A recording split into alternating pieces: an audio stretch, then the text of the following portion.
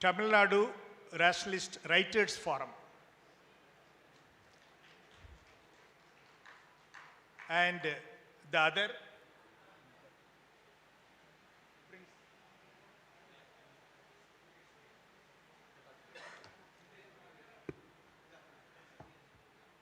and Mr. Alagirisamy, President of Rationalist Media Wing, the scholars who are going to present papers on a very, very vital topic, not only vital, it is relevant more to the functioning of the rationalist organizations. First, Professor Dr. Swaminathan, a member, Social Justice Monitoring Committee, Government of Tamil Nadu, and Mr. Gangadhar Sahu, IAS from Odisha State, Dr. Dharmaraj Adat from Kerala, similarly, Professor Dr. Sudesh Goderao, General Secretary of FIRA as well as Maharashtra Andha Nirmulan Samiti from Maharashtra, and also the local institutional campus lawyer P. Aishwarya, Periyar College of Pharmaceutical Sciences, Trichy. And my dear friends, good afternoon to all of you.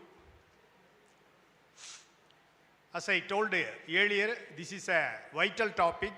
Every chairperson used to tell the topic of that current session is very, very vital. But in fact, this is more directly relevant. The topic that is the letter and spirit of Article 51AH. Indian Constitution was adopted, that is accepted, on 26th November 1949. We have completed 75 years. We are in the 76th year running. Of course, lot of amendments have taken place in the Indian Constitution. All of you are aware, it is the basic law of the governance of the country, that is state. Any law enacted or any office memorandum issued by the union government or government order issued by state governments, if it contradicts Indian Constitution, that law or office memorandum or government order will become invalid. It is the basic law of the governance of the country. As far as this session topic, that is Article 51AH is concerned, the basic law means, as per the constitutional provisions, everything should happen in the country. That is the real meaning behind that basic law. As far as functioning of a rationalist organization is concerned, the direction has been given in a clear-cut manner in the Constitution, that is Article A1H. For no other organization, that clear-cut direction has not been given. That is my assumption. Actually, Indian Constitution consists of vital two chapters. One is fundamental right, another is directive principles of state policy. Fundamental right, all of you are aware that every citizen is entitled to get that right. If the right is denied, he can approach the constitutional courts to get back the denied rights. That is the nature of fundamental rights. As far as directive principle of state policy is concerned, provision will be there. Based on that, government they can enact laws. If it is denied, people cannot go to the court of law. That is the basic difference between fundamental right and directive principle of state policy. But this Article 51AH comes under directive principle of state policy. As I told, it was accepted in the year 1949. While adopting the Indian Constitution, this provision was not there. Article 51A was not there. It was inserted in the Constitution at the time of 42nd Amendment of the Constitution. All of you are aware that 42nd Constitution Amendment took place at the time of the emergency. Our leader, our beloved leader, Asriya Dr. Veeramani used to tell, two good things had happened at the time of emergency. One is, in the preamble, socialist and secular, two words have been inserted in the preamble of the Constitution. Another vital beneficial thing is this 51A. That is, similar to fundamental right of every citizen, fundamental duty of every citizen should also be there. 51A speaks about fundamental duties. I told for fundamental right, if it is denied, we can approach the court of law. Any citizen can approach. Since it comes under directive principle of state policy, it is only a direction, that's all. But a day should come. A day should come, it should be made compulsorily. Compulsorily, to that much extent, the mentality of the people, it should be changed. For that, the vital role has to be played by the rationalist forums, organizations like ours. What exactly 51A? In the 51A, many fundamental duties are there. That AH, that is very, very relevant to rationalist organization. It is the fundamental duty of every citizen to develop scientific temper. Scientific temper, humanism, and spirit of inquiry and reform. It is not a developing science, it is developing scientific temper. In Tamil, it is called Ariviyal Manapanmai Valarpu. Ariviyal Valarpu veru, Ariviyal Manapanmai Valarpu enbadu veru. We have to develop scientific, any approach. Science means, scientific approach means that is subject to proof. Similarly, that fundamental duty emphasizes spirit of inquiry. Spirit of inquiry means, if anything is presented means we have to ask, to understand it fully, to accept it fully. We have to ask why, what, to whom. That is the spirit of everything. We have to scrutinize, and based on the discussion, rational thinking only, one has to accept. So all these things, humanism, reform, wherever any changes, light changes is required, all those things has to be developed. That is the fundamental duty of every citizen. In short, all these duties, it is our duty of the rationalist organizations to propagate and make every citizen of the country to develop on this line. This is the brief outline. Let me conclude by chairperson's speech, and lot of things. It is a vital topic that has to be observed by the audience side very carefully. All the dignitaries who are going to present on this topic are very, very informative on this topic. In that way, it is very, very vital and important to rationalist organization. Thank you, friends.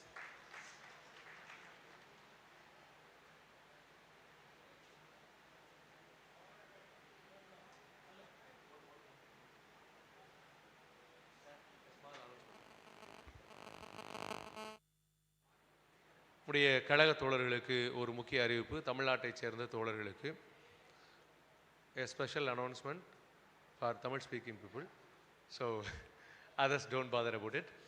நாளை காலை நம்முடைய கழக தோழர்கள் அனைவரும் திருச்சி மத்திய பேருந்து நிலையத்திலிருந்து தொடங்க இருக்கக்கூடிய அறிவியல் மனப்பான்மைக்கான நடை, walkathon to develop scientific temper, அதில் பங்கேற்க வேண்டும் என்று கேட்டுக்கொள்ளப்படுகிறார்கள். எனவே நம்முடைய தோழர்கள் பெரியார் உலகம் செல்லக்கூடிய வாகனங்களில் நீங்கள் போக வேண்டிய அவசியம் இல்லை. அது முழுக்க முழுக்க பிற மாநிலங்களிலிருந்து வரக்கூடிய தோழர்கள் பெரியார் உலகத்தினுடைய கட்டுமான பணிகள் எப்படி இருக்கின்றன என்பதை பார்வையிடுவார்கள்.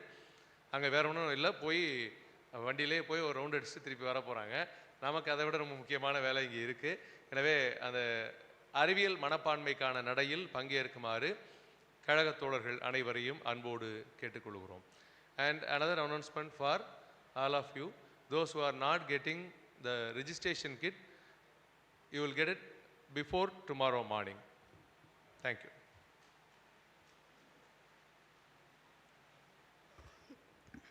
Thank you, Kumarasaran sir.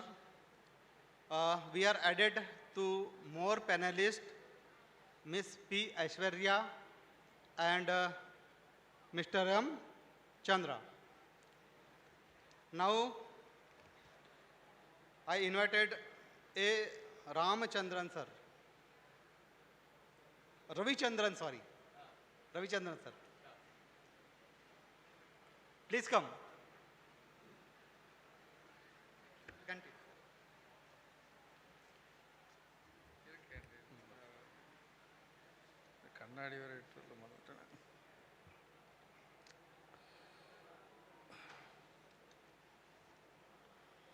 FIRA 13th National Conference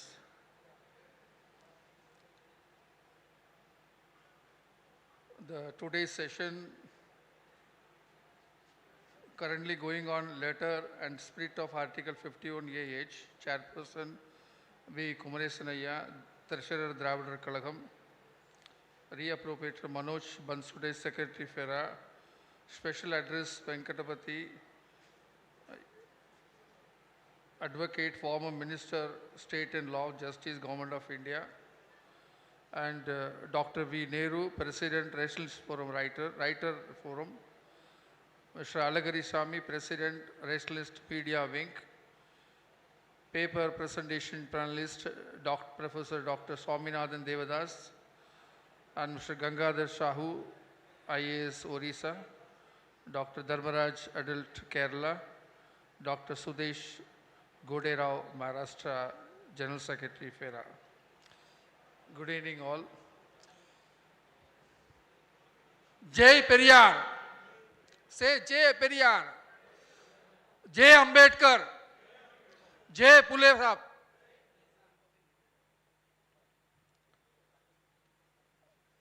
I will speak little bit Tamil. After that, I'll speak Hindi language.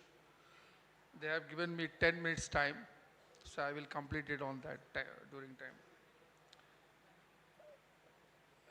இந்த கூட்டத்தை பொறுத்தளவுக்கு ஆசிரியர்கள் சொல்வதுண்டு ஒரு விஷயத்தை, நம்மால் முடியாது, யாராலும் முடியாது, யாராலும் முடியாது, நம்மால் மட்டுமே முடியும் என்பதை இந்த கூட்டம் நிரூபித்து காட்டியிருக்கிறது, இந்த மாநாடு நிரூபித்து காட்டியிருக்கின்றது. தந்தை பெரியாரால் உருவாக்கப்பட்ட கருஞ்சட்டை படை என்பது இந்திய அரசாங்கத்தால் உருவாக்கப்பட்ட அரசாங்கத்தின் முப்படை தளபதிக்கும் முப்படைக்கும் நிகராக இருக்கக்கூடிய கருஞ்சட்டை படை என்பது மிகவும் முக்கியத்துவம் வாய்ந்த ஒரு நிகழ்வாகும். இந்த நிகழ்வை பொறுத்தளவுக்கு நான் மராட்டிய மண்ணில் தந்தை பெரியார் பாபா சாஹேப் அம்பேத்கருடைய மண்ணில் இருந்து இன்றைக்கு தந்தை பெரியாருடைய மண்ணில் இங்கே கலந்து கொண்டிருக்கின்றேன்.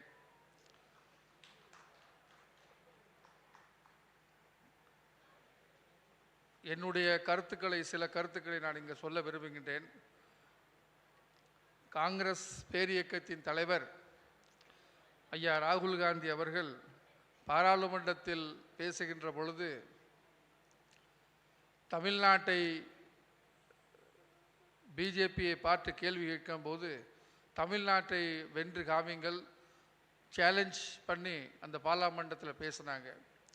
அப்படிப்பட்ட பாராளுமன்றத்தில் தந்தை பெரியாரால் உருவாக்கப்பட்ட இந்த மண்ணை தமிழ்நாட்டில் யாரும் அசைக்க முடியாது, எந்த கொம்பனாலும் ஒன்றும் பண்ண முடியாது என்ற அளவுக்கு ராகுல் காந்தி தமிழ்நாட்டை மட்டும் குறிப்பிட்டு சொல்லக்கூடிய அளவுக்கு இந்த இயக்கம் வலுவடைந்துள்ளது என்பதை நான் இங்கே சுட்டிக்காட்ட விரும்புகின்றேன்.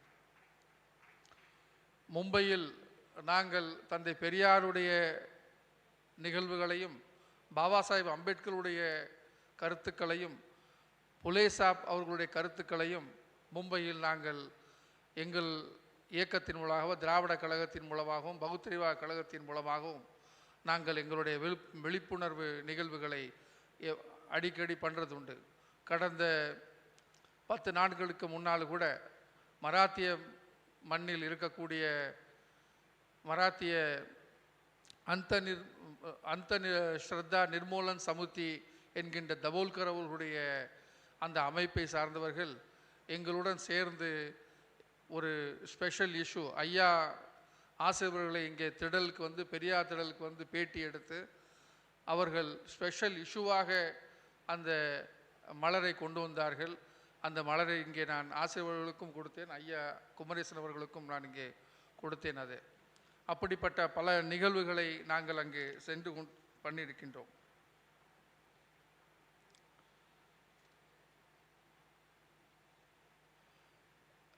यहाँ पे आए भाई और बहनों, मैं बॉम्बे से आया हूँ. बॉम्बे बाबा साहेब अम्बेडकर का लैंड है. बाबा साहेब अम्बेडकर का लैंड से पेरियार लैंड पे यहाँ पे पहुँचा हूँ. तो यहाँ पे अपना तमिलनाडु से बाहर से भी आने वाले बहुत लोग यहाँ पे आए हुए हैं, अदर स्टेट से. उन लोगों को बहुत धन्यवाद करता हूँ और नमस्ते करता हूँ. बॉम्बे में हम लोग कई कार्यक्रम करते हैं. बाबा साहेब विचार को, बाबा साहेब के विचार को, पेरियार साहब के विचार को, पुले साहब के विचार को वहाँ पे बॉम्बे में हम लोग हर तरीके से हम लोग Mumbai Dravida Kazhagam DK and rationalist forum के नाते हम लोग वहाँ पे लेके जाते हैं.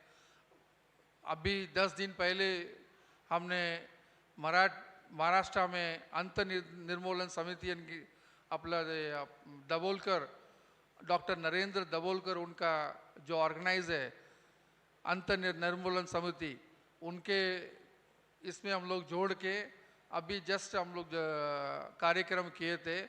उस कार्यक्रम में स्पेशल जो का ये है वो डॉक्टर वीरमणि सर का पूरा वहाँ पे उन्होंने यहाँ पे 2 दिन 3 दिन यहाँ पे चेन्नई में आके उनसे रिपोर्ट लेके वहाँ पे छापा हुआ है. और पूरा का पूरा वो जो मैगज़ीन है वो एवरी मंथ वो लोग निकालते हैं. ये magazine completely DK Dravida movement का स्पेशल इशू करके लेके आए हुए हैं. तो ऐसा एक अच्छा उन्होंने अच्छा काम किया है वो, उसके लिए बहुत धन्यवाद करता हूँ. एक बार आप अपना जो फुले साहब का 5वां पीढ़ी जो है वो नीताबाई फुले करके हैं. वो नीताबाई फुले को हम लोग ने वीरमणि सर वहाँ पे बॉम्बे में आए थे. तो बॉम्बे में आने के बाद उन्होंने बोला मेरे को पूना जाना है, फुले साहब का वहाँ पे घर देखना है करके. तो 3 आवर्स वीरमणि सर ट्रैवल करके पूना गए. हम लोग भी साथ में गए थे. वो 3 आवर्स जर्नी भी उन लोग ने उनको कुछ ये नहीं किया, हमको देखना है तो देखना है करके 3 आवर्स जर्नी करके वहाँ पे पूना गए थे. पूना जाके वहाँ पे पुलिस सर का जो घर देखा. घर देखने के बाद वहाँ पे नीताबाई करके हैं, वो 5वां पीढ़ी है.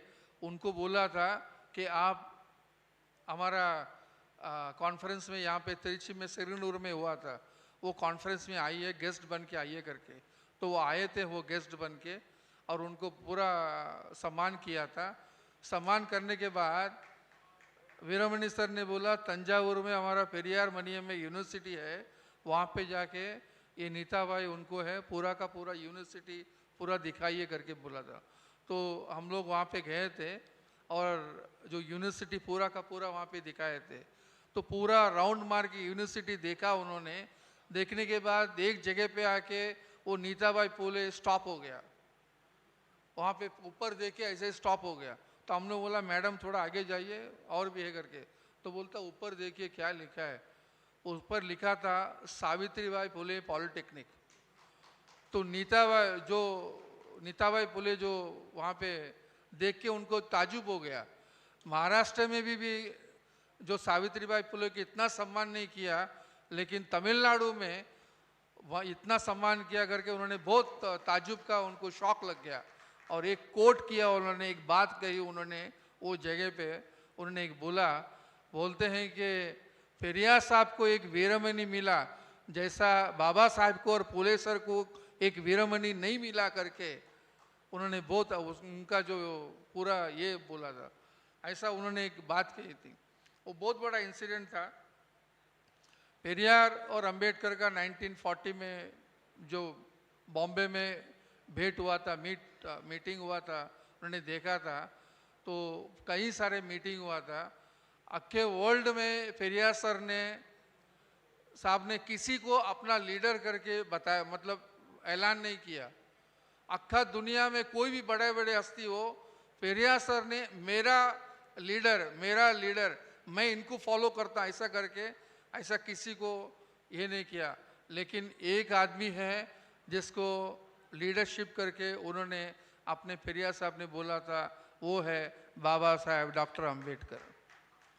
तो बाबा साहेब अंबेडकर के नाम पे आज के दिन पार्लियामेंट में जो 2 पैसे का, मतलब जिसका जो होम मिनिस्टर है वो आज कह रहे हैं कि एकदम वर्डली वर्ड करते हैं, जो भगवान को भी अगर हम लोग 4 बार बोलेंगे तो स्वर्ग मिलेंगे।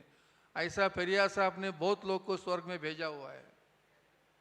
स्वर्ग की बात करते हैं, स्वर्ग बोल के स्वर्ग में पेरियार साहब ने बहुत लोग को भेजा है। एक इंसिडेंट बताता हूँ।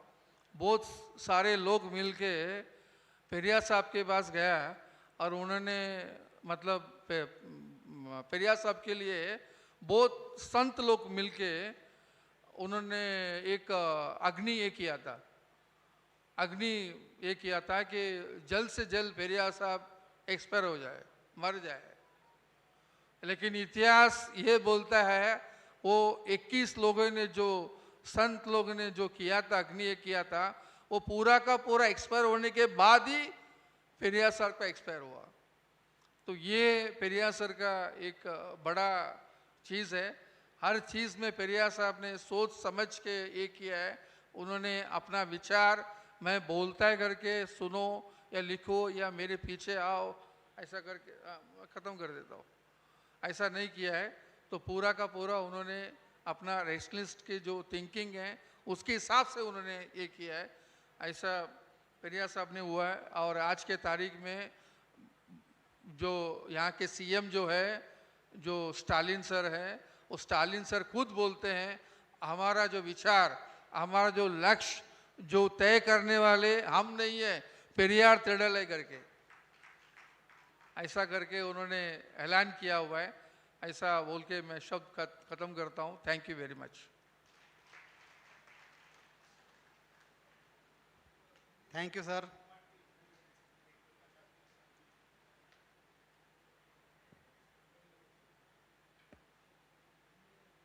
Now I invite K. Venkatapati sir, advocate and former Minister of State, Law and Justice, Government of India. Kind come.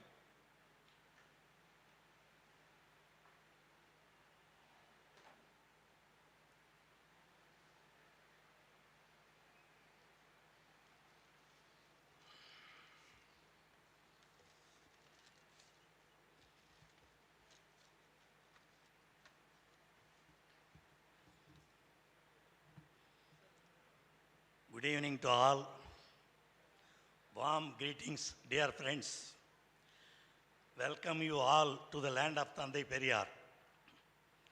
To say that I am happy to be with you today is an understatement, as I cherish every moment of my association with anything concerned with the Periyar and his self-respect moment from my childhood days. I thank our Asiriyar, Ayya K.Veeramani, and everyone associated with this event for having invited me. I deem it an honor to speak in front of a knowledgeable audience like you, coming from all over the country. Thandai Periyar, who launched the self-respect movement in Tamil Nadu about a century ago, said that wisdom and self-respect are the jewels to human beings. The 4 words he uttered sounds more poetic in Tamil. Let me say that Manamum Arivum Manidanukku Alagu. At time when the literacy rate in India was below 10% and female literacy was at an abysmal below 3%, Periyar launched his movement, started questioning everything, and traveled throughout the length and breadth of India, spreading the message of scientific temper and humanism. That is the topic which I am interested to deal with. It was due to his more than 50 years of toil, starting from 1925, as a full-time dedicated worker, propagating the message of self-respect that Tamil Nadu today stands tall as a land of peace and prosperity. In a way, Article 51A(h) of the Indian Constitution only reiterates Thandai Periyar's ideology when it requires that every citizen must develop scientific temper, humanism, spirit of inquiry, and spirit of reform. Friends, when we look at what is happening in this country today, we can clearly discern 2 trends emerging that are mutually contradictory. On the one hand, we are making huge progress in the fields of science and technology.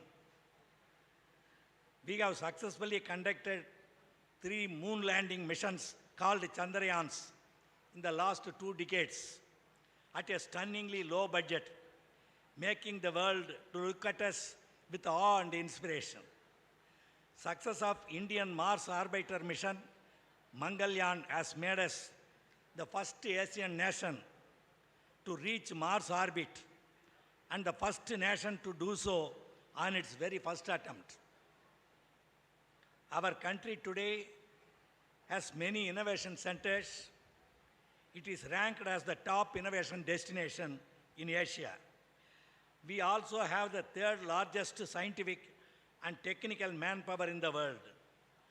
Our technical manpower, our engineers and doctors run the topmost companies of the world. All this shows the tremendous progress that we have made in the last 75 years after attaining independence from the British rule. That is the first trend, the trend of progress in science and technology, the trend of success stories made possible by the spread of scientific temper. All these success stories were due to the unstinted toil of our political and social leaders, committed to foster scientific temper over the decades. In a country known for snake charmers and cattle worshippers for thousands of years. The other trend, regrettably, is the onslaught of the regressive forces trying to take the country back to the barbarian times, trying to neutralize and negate all the positive work done in the past few decades and trying to put the clock back to Vedic times. At the outset, I want to make it clear that this onslaught and going back to the past is a political project, a project aimed at keeping the masses under the perpetual control of the vested interests. With that aim, they tried to propagate falsehood, they tried to spread misinformation in their anxiety to glorify and promote a particular political view. The present-day union government is actively taking anti-science and anti-people stance. Our Prime Minister himself is at the forefront of these efforts, spreading falsehoods and saturating the public sphere with dubious claims as scientific facts. speaking to a gathering of doctors at Mumbai in 2014, the Prime Minister claimed that plastic surgery existed in ancient India. He said, and I quote, "We worship Lord Ganesha. There must have been some plastic surgeon at that time who got an elephant's head on the body of a human being and began the practice of plastic surgery." That is the word uttered by Prime Minister. He could not take a second's pause to ask himself, how could that be possible for anyone to attach the huge head of an elephant on the frail body of a human being that was created out of the scrubbed up dirt from a woman's body? His deputies and associates do not lag behind him in making similar false claims. A member of parliament from his party, namely Pragya Singh Thakur, she claimed that a mixture of cow urine and other cow products cured her breast cancer. That is what she claimed. Under his regime, taking a cue from their political masters, even academics and professionals stooped to making such ridiculous and foolhardy claims. Addressing the 106th Indian Science Congress in 2019, Vice Chancellor of the Hyderabad University, G. Nageshwar Rao, he claimed that it was ancient Hindus who pioneered stem cell research. He said, "We had 100 Gauravas from one mother because of stem cell and test tube technology." He says even during Mahabharata, there was stem cell technology. That is what he claimed. He went on to add that Vishnu used guided missiles in the form of Vishnu Chakra, which was advanced enough to chase targets and terminate them before boomeranging back to him.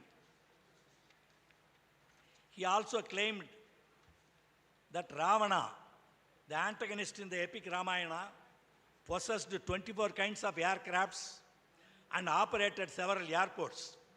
That is what he claims.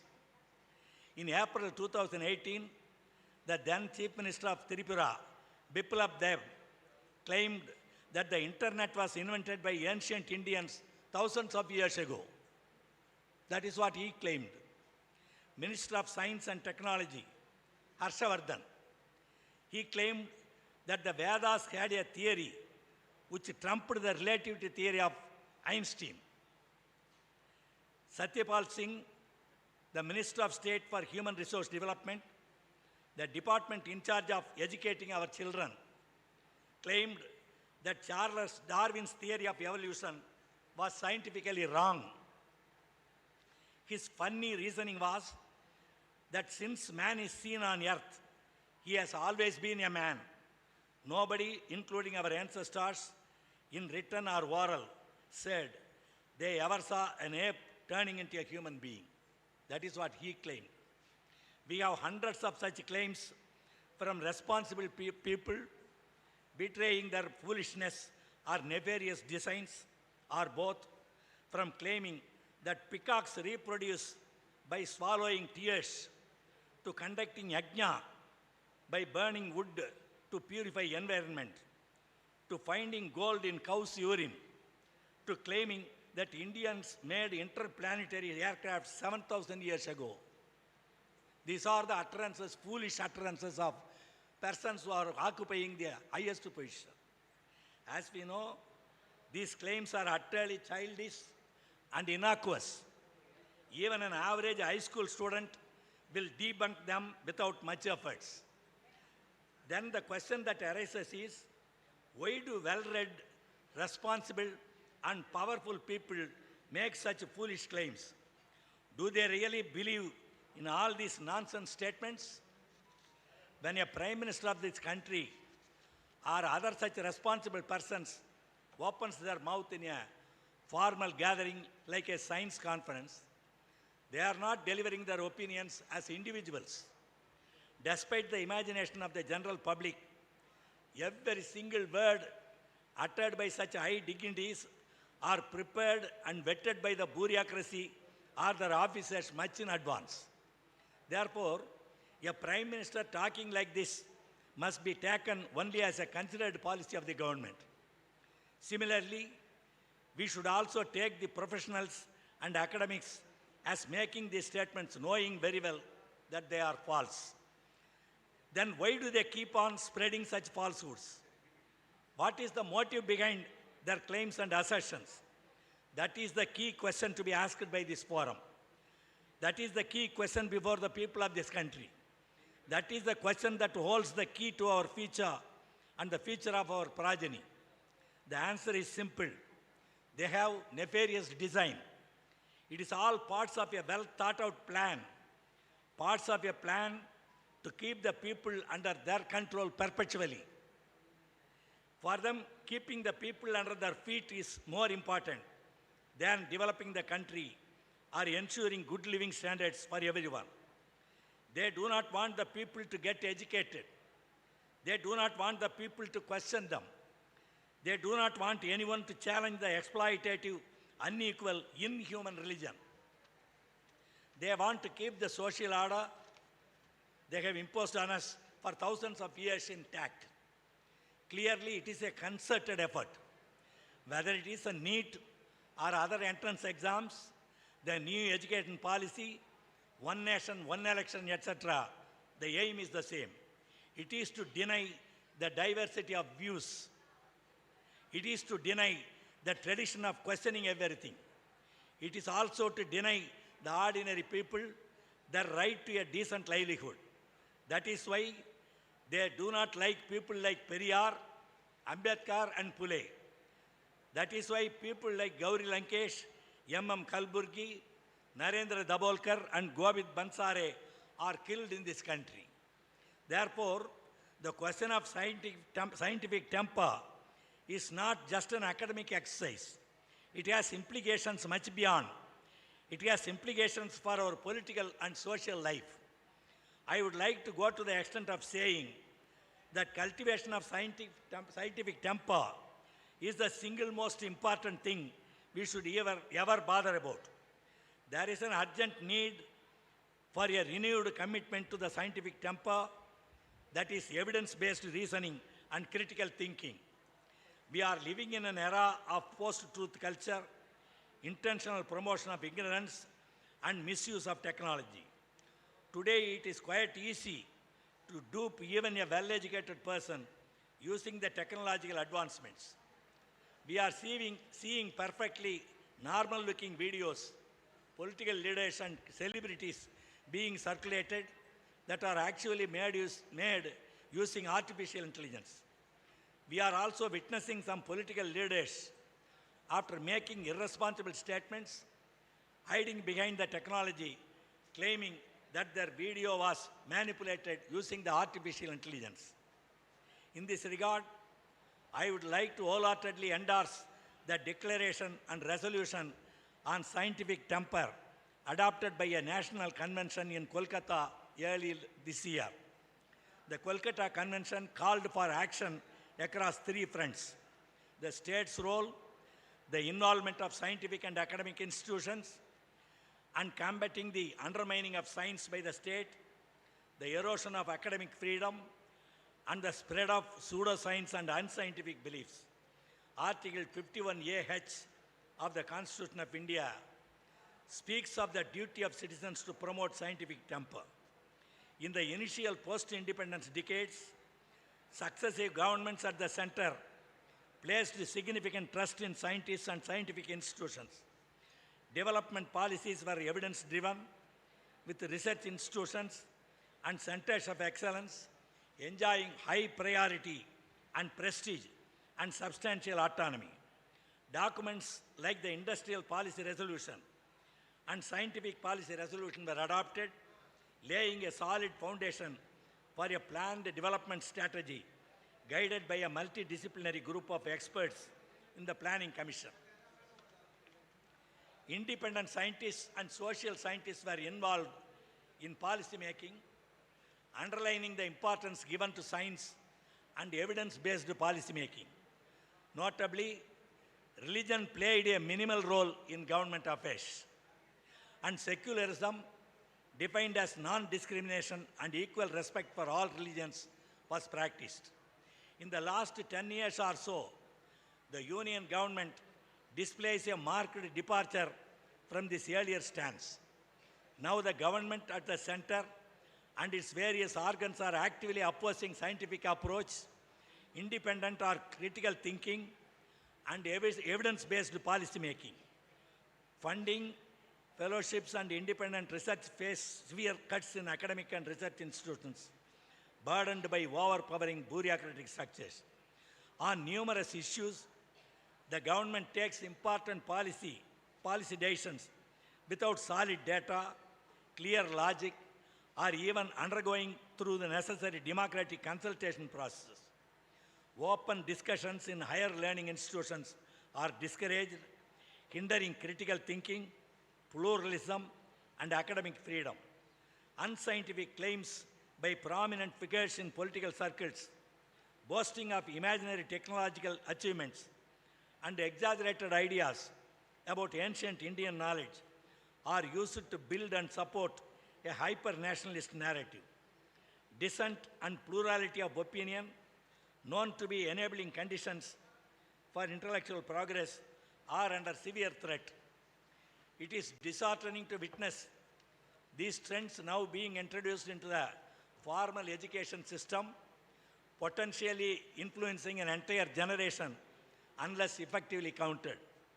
The giant strides of modern science and technology cannot be undermined or replaced by fictional narratives, as seen in revised school textbooks of agencies at the center and in various states. These revised textbooks also omit chapters on crucial historical, societal, economic, and ecological issues in India. In higher education, mandatory courses on traditional knowledge systems are being introduced, presenting a historical and distorted accounts of knowledge in ancient India.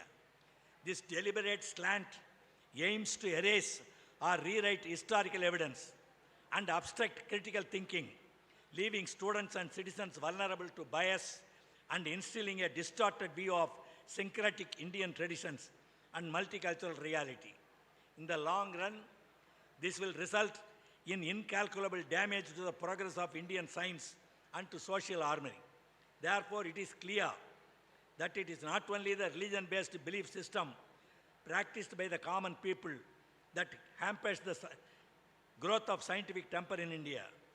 There are other much stronger forces behind the persistence of blind beliefs in the country. Power in the hands of progressive elements can go a long way in ensuring that the government's priorities and society's priorities are aligned in the right direction. A progressive government under the leadership of our beloved leader, Dalabadi Honorable M.K. Stalin, is very successful in controlling the designs of those who try to arouse communal tensions. The Dravidian model government under his leadership has ensured that every marginalized section of the society gets its due share. Tamil Nadu, with its 9% per annum growth rate, has proven to the world that growth with social justice is very much attainable. It has also become the most attractive investment destination for both domestic and foreign companies. After M.K. Stalin assumed office, it has reached to the third from the 14th position earlier. Many of the schemes and policies of the government of Tamil Nadu have become a model for the other states to follow. The government committed to the ideologies of Periyar is at the forefront of the opposition, challenging regressive steps like the new education policy, Citizen Amendment Act, etc. Even as we celebrate the centenary of Vaikam Satyagraha led by Thandai Periyar, that challenged the age-old discriminatory practice of not allowing untouchable people to access public roads, thereby effectively giving a death blow to the Varnashrama Dharma or Sanatana Dharma. Our young leader, the Deputy Chief Minister, Mr. Udayanidhi, took the challenge to the national stage. Thus, Tamil Nadu shows how attaining political power is also important for spreading scientific temper in a society like India. It is not without reason that Tandai Periyar came with his trademark slogan that he who invented God is a fool, he who propagates God is a scoundrel, he who worships God is a barbarian. They are doing it only for the selfish ends. That is why he opposed.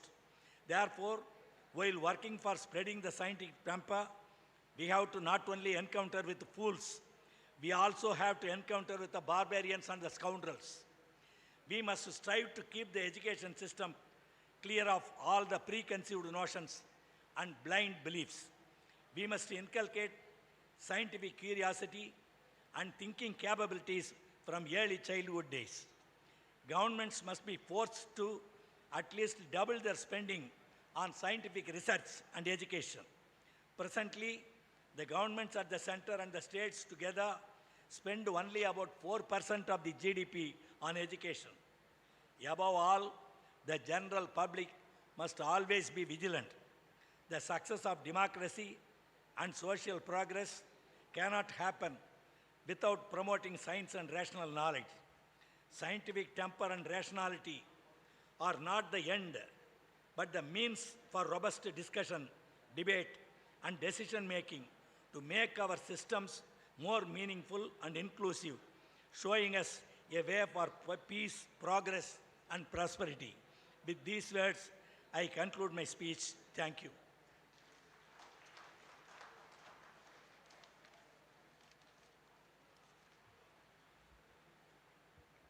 Thank you, sir.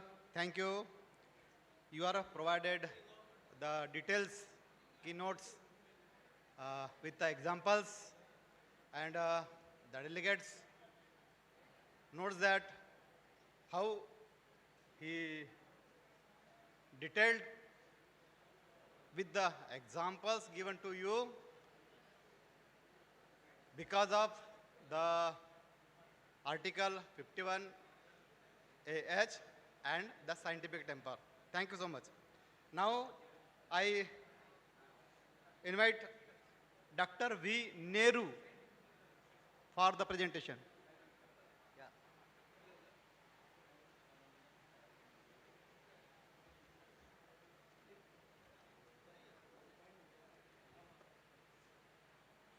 Good evening to all. Dear and respected Chairperson Annan Kumaresan and Mumbai Ravichandran, and the special address which has been given by our former Union Minister, respectable our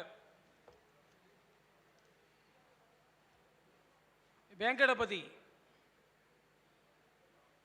He has given so many examples how this Union Government of India is against the Article 51AH. In every aspect, the Union Government is purposefully, they are doing so much against the 51AH. Our former Union Minister has given so many examples excellently. But here, in the media, in the judiciary, in the government, the four pillars of India, they have to be against the superstitions, but they are supporting that. Why? That answer was given by Tandai Periyar. In this nation, judiciary is fully occupied by Brahmins. Out of, if we take 100% in the judiciary, 90 or above 90% of persons are occupying persons are only Brahmins. In media, our Rahul Gandhi once asked the reporters, they have assembled and asked so many questions to Rahul Gandhi. Rahul Gandhi simply asked one question. How many persons? You are asking the questions. How many persons you are coming from SC/ST? How many persons you are coming from OBC? Please give the answer. Nobody. So, everything, this nation is occupied by Brahmanism.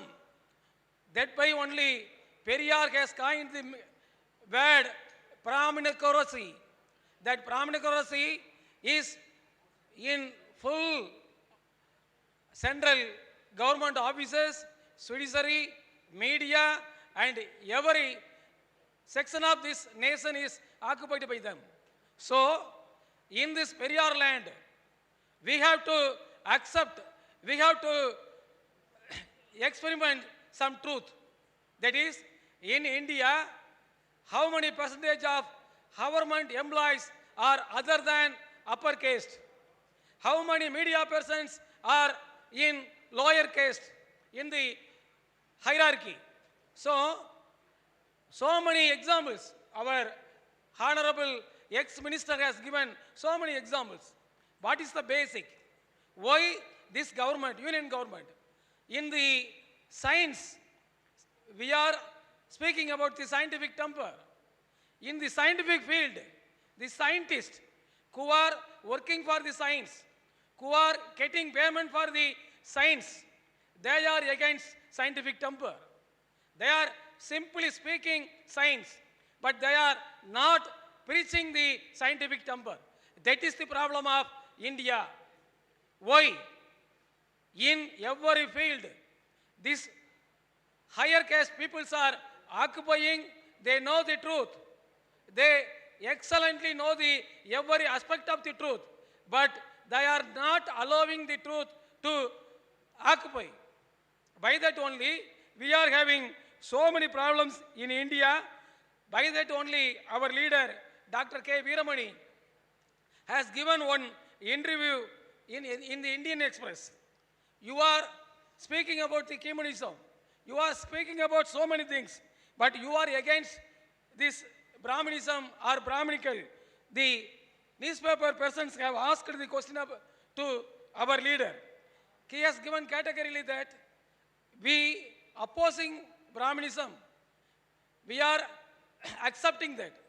Since they are against truth, they are against the common people upliftment. By that only we are opposing that. So we have to, you are all the parts of India, dear comrades, you came to here. So many persons have translated Periyar works in their own language. We welcome it. Please, other comrades who are not reading the books of Periyar, please go through it. What is he saying?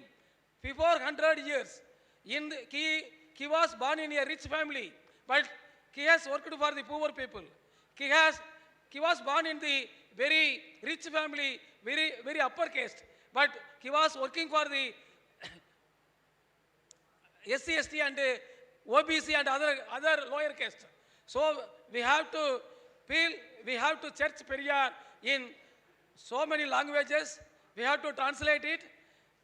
I have so many points to speak, but due to time, I have shrinking it, and I want to say something only. We are having one book, that is Dravida Polil. In bilingual magazine, this is quarterly, once in a year, 4 magazines are coming. We welcome articles from the persons who have participated in the panelists. Our former minister have excellently spoken. Our chairperson, Anand Kumaresan, has given excellent some delivery. So we ask all the persons, please give article to this magazine, Dravida Polil. In English, so much truth has to be come out. In India, we are in darkness. We have to have the torch of Periyar. We will have a new world. We are talking about artificial intelligence. We are in the computer era.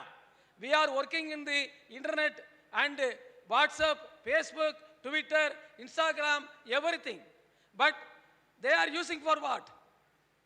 They are using for what?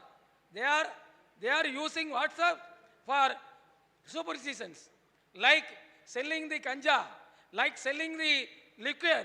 They are selling the superstitions through WhatsApp, through Twitter, through Facebook, through Instagram.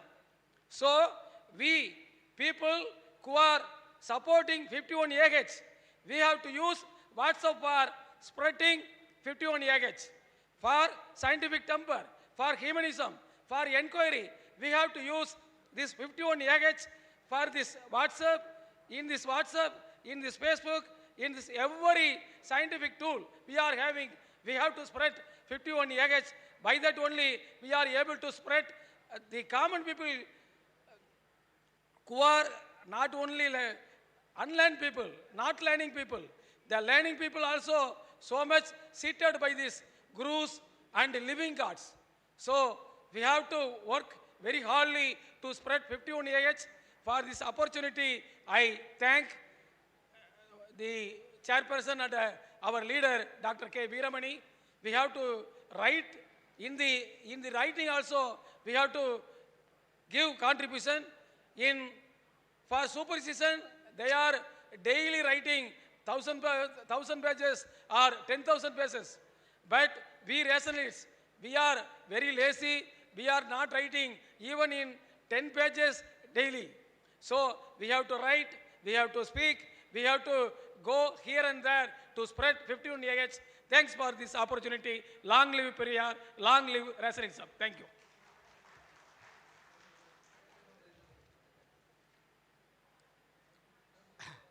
Thank you, Dr. Nehru. You are indicate that the people accept the science and technology, but not accept the scientific temper.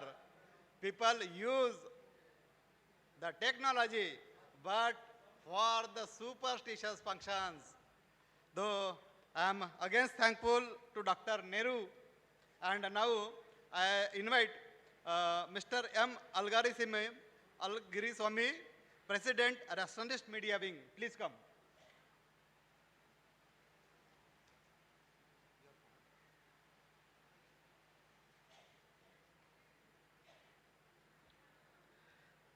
Respected Chairperson, respected Ministers, former Minister,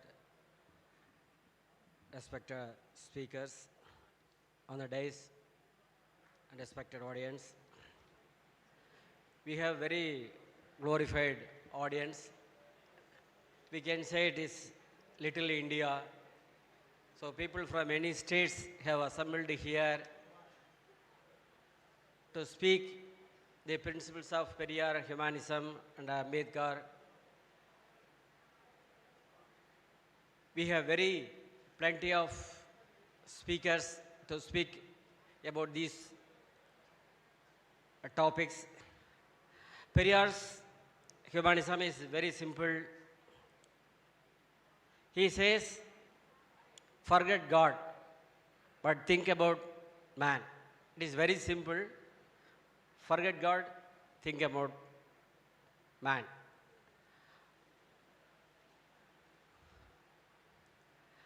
Today, globally, we are celebrating, you may know all, that from the masses, from the media, we all know that in this year, the celebrations of Periyar birthday and Ambedkar birthday and Anna birthdays were celebrated in September 17th in Japan. Our leader, Dr. Veeramani, participated in a function at Japan in September 17th in Japan. And the celebration of the birthday celebrations of Anna and Periyar. On the next day, September 18th, he participated in the celebrations of birthday celebrations of Periyar and Anna and Singapore. And even our leaders and our comrades have taken the opportunity to celebrate the birthday and also the messages given by our leaders, even in London, in US and Australia also, so globally. So these messages reaches masses and even globally. After Periyar passing, Dr. K.Veeramani, under his leadership, Dravida Kazhagam expanded its reach.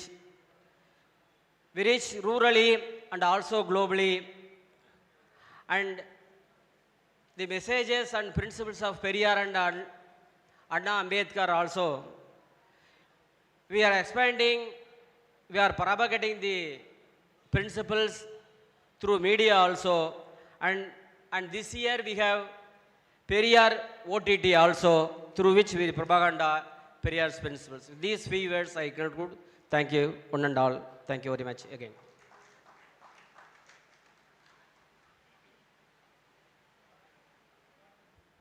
Thank you, sir. Now, the time up paper presentation panelists will be started. Though I will first invite Professor Dr. Swaminathan Devadas. Please come.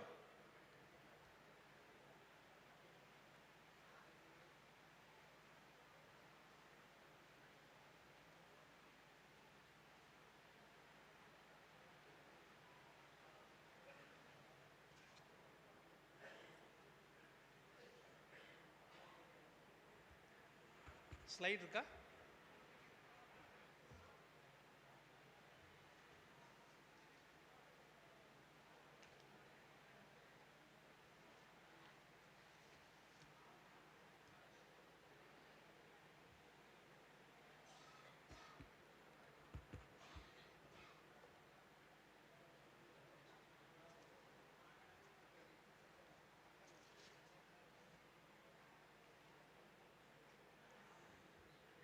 Most respected chairperson of this session, Comrade V. Kumaresan, Treasurer, Dravida Kazhagam,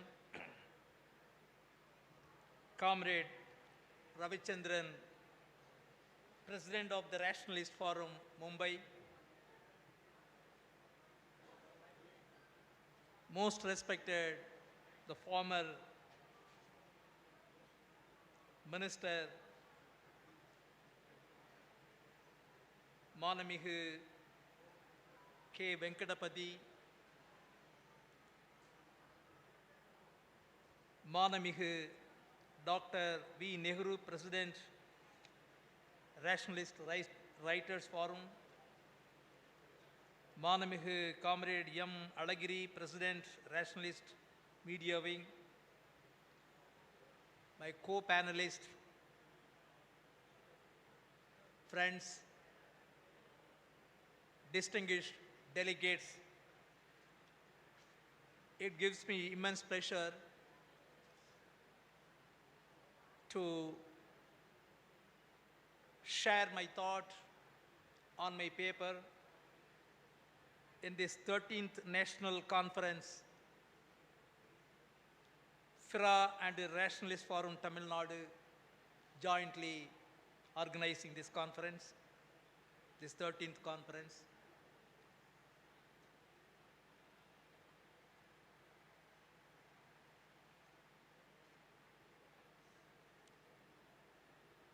On the theme, endless journey towards a secular and scientific tempered society based on the centenary of Periyar's self-respect movement.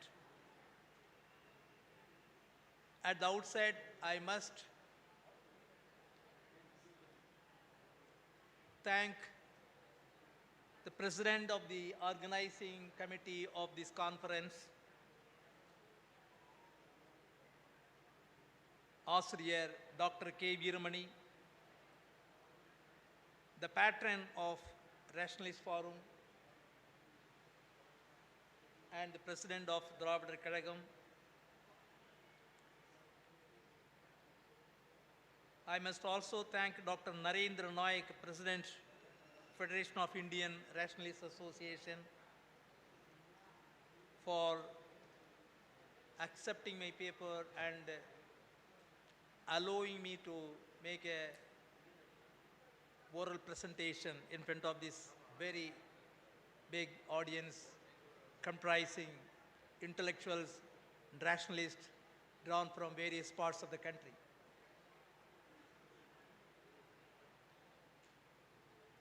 My paper just now I distributed to some of the participants sitting in the front rows. Huh?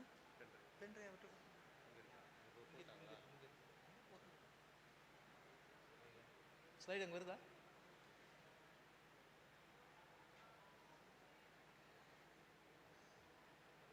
The topic is India's constitutional duty, embracing scientific temper, humanism, and the spirit of inquiry for social progress.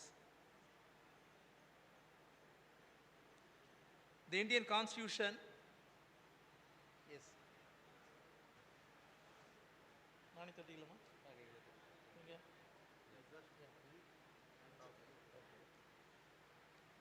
Indian Constitution is a living document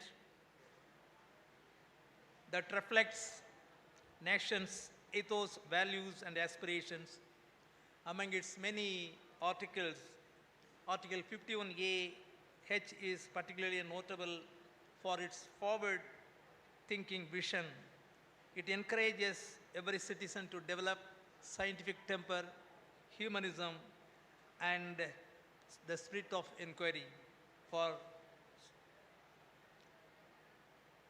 a rational and equitable and progressive society. This article, this article delves into the origin and the significance of Article 51AH.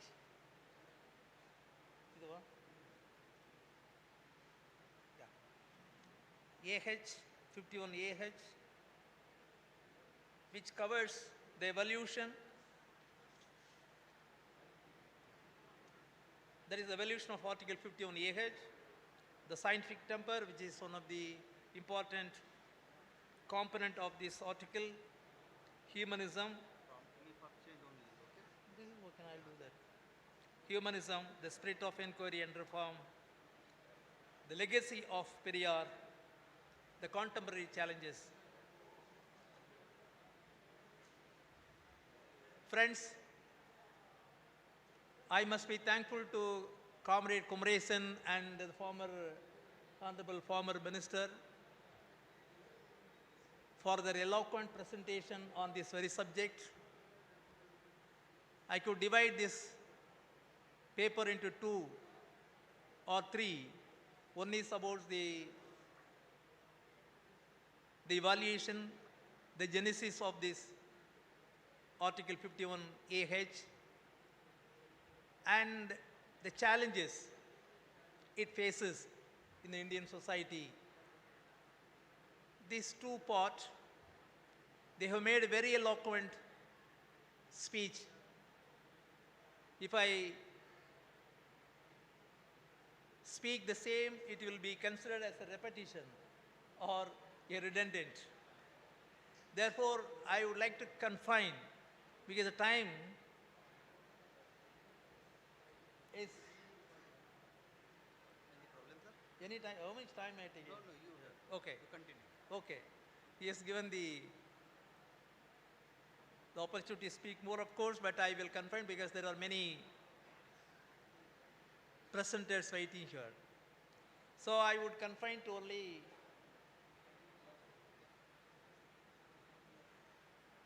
the slides.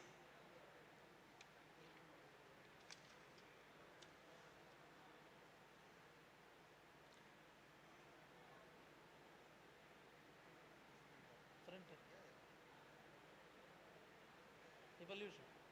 Evolution.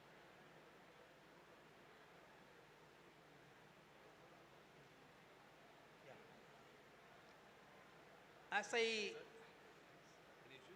no. As I said, the Comrade Kumaresan has made a very eloquent on the evolution. It was in 1976, this Article 51AH was introduced through an amendment, the amendment called the Constitution 42nd Amendment Act 1976. It was enacted during emergency.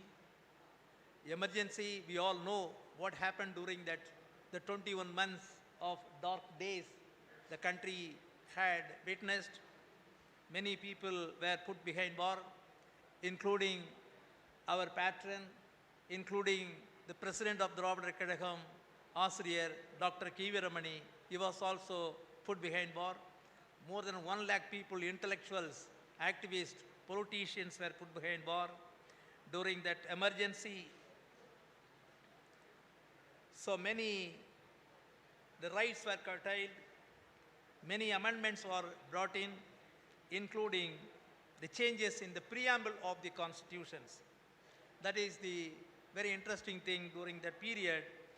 The Constitution Amendment has given two important positive changes. One is the changing, introducing or incorporating two important words. There is a preamble change, the description of India from sovereign democratic republic to a sovereign socialist secular democratic republic, and also change the words unity of the nation to unity and integrity of the nation. These are the two changes, including laying down 10 fundamental rights under the Indian Constitution, under the amendment, 42nd Amendment.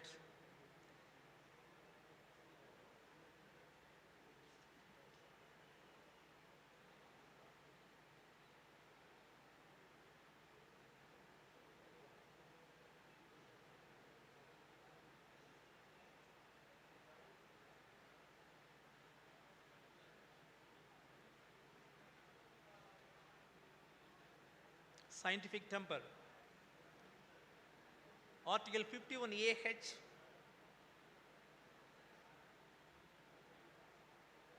has three components: the scientific temper, humanism, and the spirit of inquiry. The scientific temper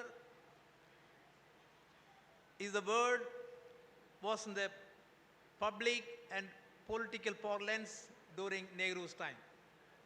He wrote in his book, Discovery of India, about the scientific temper.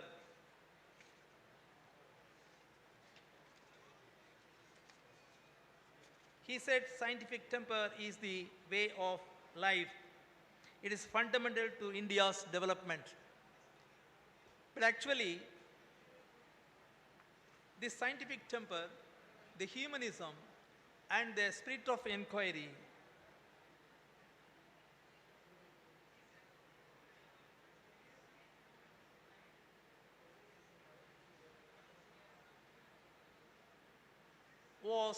they were the fundamental to the Periyar movement. When Periyar started the self-respect movement, these were the fundamentals for his movement. Scientific temper was the bedrock of the self-respect movement. Periyar's important philosophy is the eradication of caste, eradication of women's enslavement. These are all the fundamentals to Periyar's philosophy. This philosophy is based on the scientific temper and the humanism.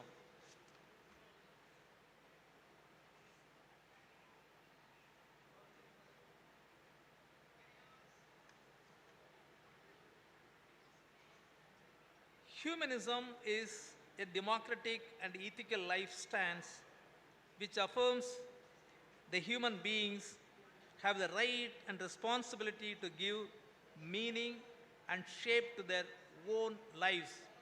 It stands for the building of a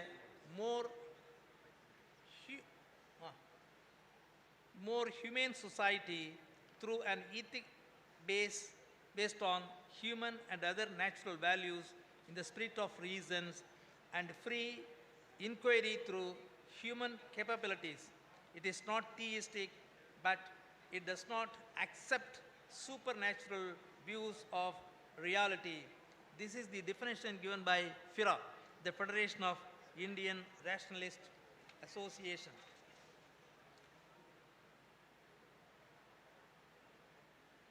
Spirit of inquiry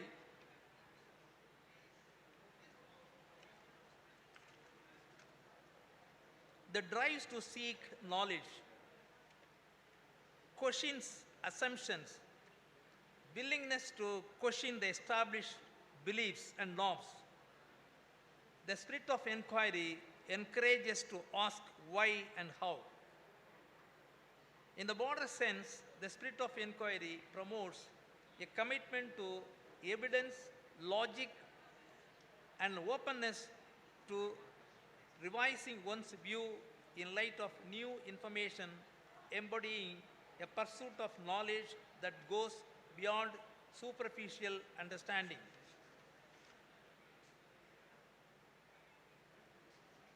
Periyar's legacy. As I said, 51AH, the scientific temper, humanism, the spirit of inquiry is a fundamental to Periyar's philosophy. Periyar's humanism was deeply intertwined with the fight against caste and gender-based discrimination. He held that human welfare should precede religious dogmas, often declaring, "Forget God, think of man."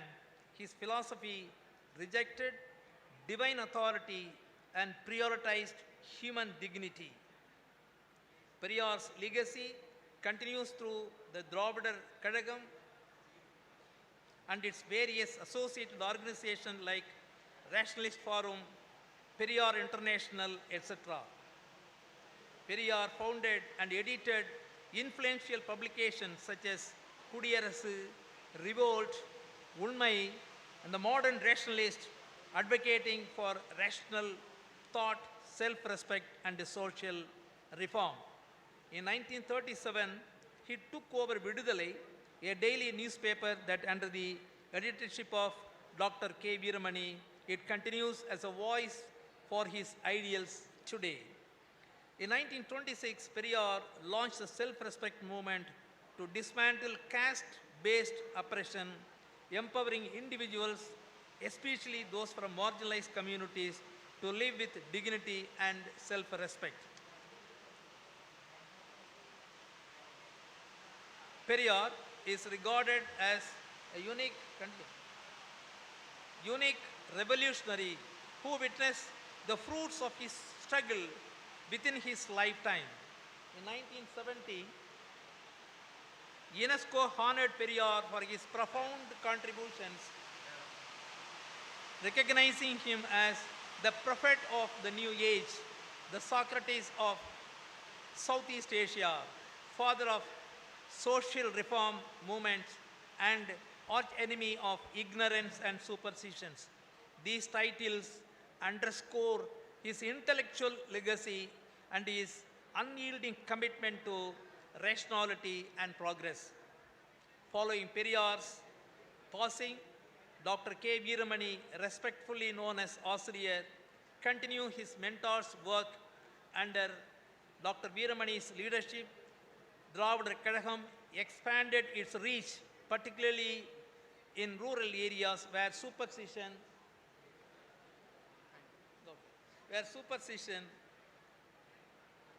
persisted.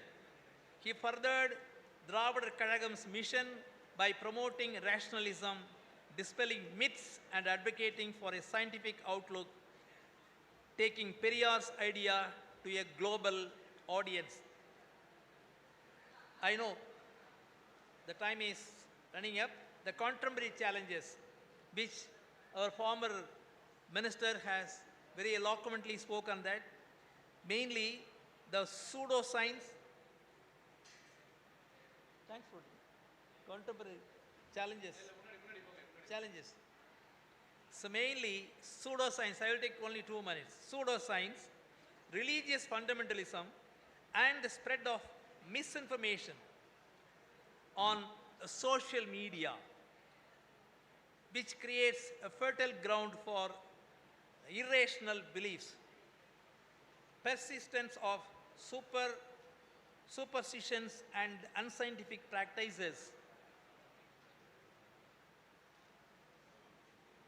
inconsistent commitment to Article 51AH, influence of political leaders. Political leaders occasionally, not occasionally, very often, reference traditional belief that contradicts scientific inquiry. For instance, in 2014, the Prime Minister Narendra Modi remarked on genetic science in the Mahabharata and plastic surgery practices supposedly indicated by the myth of Lord Ganesha. Institutional endorsement of traditional belief. The Ministry of Science and Technology has given a directive to the Indian Institute of Technology, Delhi, to study Panchakavya, a traditional concoction of cow dung, urine, milk and curd and ghee. This illustrates the blending of theology and science, which some argue undermines scientific rigor. Educational and scientific communities struggle with the superstition. Nobel laureate Professor Venkatraman Ramakrishnan Venki highlighted the persistence of superstitious belief even among the educated Indians, including scientists. At the Har Gobind Corona lecture in Chandigarh on January 5, 2016, he expressed surprise that India's Mars mission, Mangalyaan, was launched on an auspicious day and that ISRO's chairman visited a temple before the launch. Venki stressed that science is fact-based and urged students to cultivate a scientific temper. Political and judicial endorsement of superstition. Prominent astrophysicist Jayant Narilkar criticized political parties for using religion to gain electoral advantage. Even the judiciary has occasionally exhibited a conservative stance, such as upholding the teaching of astrology in universities and emphasizing religious faith in certain verdicts, as seen in the Ayodhya case. Violence against rationalists and rationalist movements.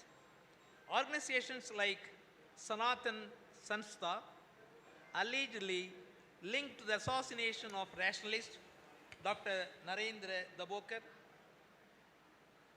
M.M. Kalburgi and Gauri Lankesh pose a serious threat to the rationalist movement in the country. Growing threat of superstition. The National Crime Record Bureau NCRB report for 2021 reveals 68 killings related to witchcraft and 6 attributed to human sacrifice. In 2020, 88 deaths were linked to witchcraft and 11 to human sacrifices. Recent incidents such as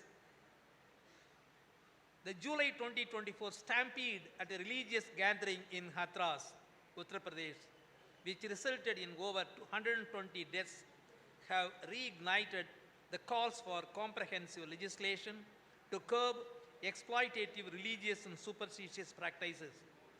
Of course, some states, including Bihar and Jharkhand, Chhattisgarh, Rajasthan, Madhya Pradesh, even Karnataka have enacted laws since 1999 to address practices such as black magic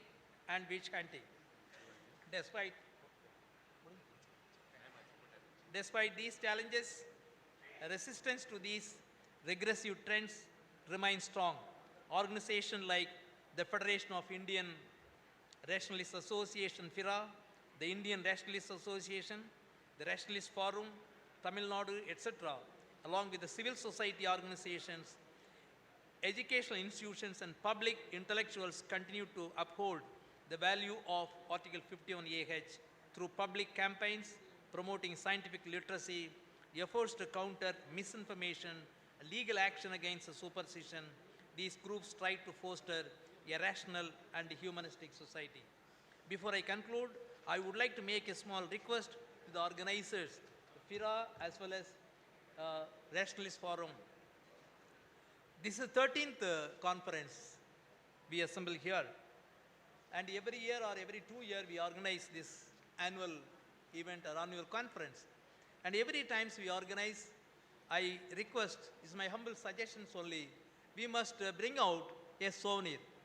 The souvenir will be a document, and whatever being spoken, whatever paper being presented in such conferences will become a referral for the next generations. With this, I conclude. Thank you for this opportunity and your patience hearing. Thank you, Dr. Swaminathan Devadas. We humbly request all the panelists to kindly conclude your speech within the time of span, because we are running out of time very badly. So, kindly stick on to the time, please.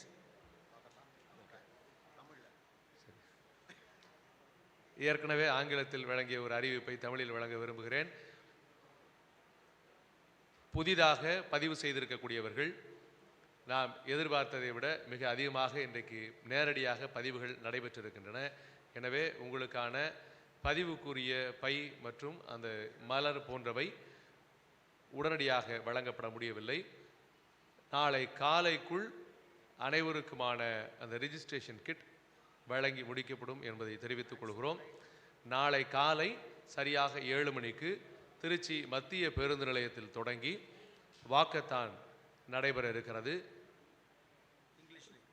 Trichy மத்திய பேருந்து நிலையத்தில் தொடங்கி பெரியார் மாளிகை, புத்தூர் பெரியார் மாளிகை வரை அந்த நடைப்பயணம் இருக்கும். Yeah, I will translate in English. Yeah, sure. This is for Tamil people. Sorry. Because all other state people, yeah, I will do, ma'am. I will do, ma'am. I will do it, ma'am. No issues. எனவே நம்முடைய கழக தோழர்கள் அருள் கூர்ந்து நாளை காலை 7 மணிக்கு திருச்சி மத்திய பேருந்து நிலையத்திற்கு வருகை தருமாறு அன்போடு கேட்டுக்கொள்கிறோம். தமிழர் தலைவர் ஐயா ஆசிரியர் அவர்கள் அந்த நிகழ்வை தலைமையேற்று, அதே போல் நம்முடைய அமைச்சர் மாண்புமிகு அமைச்சர் K.Veeramani அவர்கள் அந்த வாக்கத்தான் நடைப்பயணத்தை தொடங்கி வைக்க இருக்கிறார்கள். அருள் கூர்ந்து கழகத் தோழர்கள் அதற்கேற்ப திட்டமிட்டுக் கொள்ளுமாறு அன்போடு கேட்டுக்கொள்கிறோம். So the registration kits will be provided within tomorrow morning. Those who not received that, kindly wait till tomorrow morning. One thing, and another thing is, other state dignitaries, other state delegates, you are going to Periyar World tomorrow morning. Our DK comrades and Rationalist Forum comrades, they are going to participate in a walkathon, which is going to happen from Trichy Central Bus Stand to Trichy Periyar Maligai. That was the announcement. Okay. மீண்டும் ஒரு முறை நம்முடைய அறிவிப்பை தெரிவித்துக் கொள்கிறோம். Kindly stick on to the time. Thank you, Dr. Swaminathan. Before I invite the another panelist, I request to all the remaining panelists kindly complete your presentation within 5 minutes, because the next session will be. Now I invite Mr. Gangadhar Sahu. The one thing I heard about him, he has created small slides on the thinking, mind thinking process. Though we will heard him very with concentration. Kindly, Mr. Gangadhar Sahu, please come and start your presentation.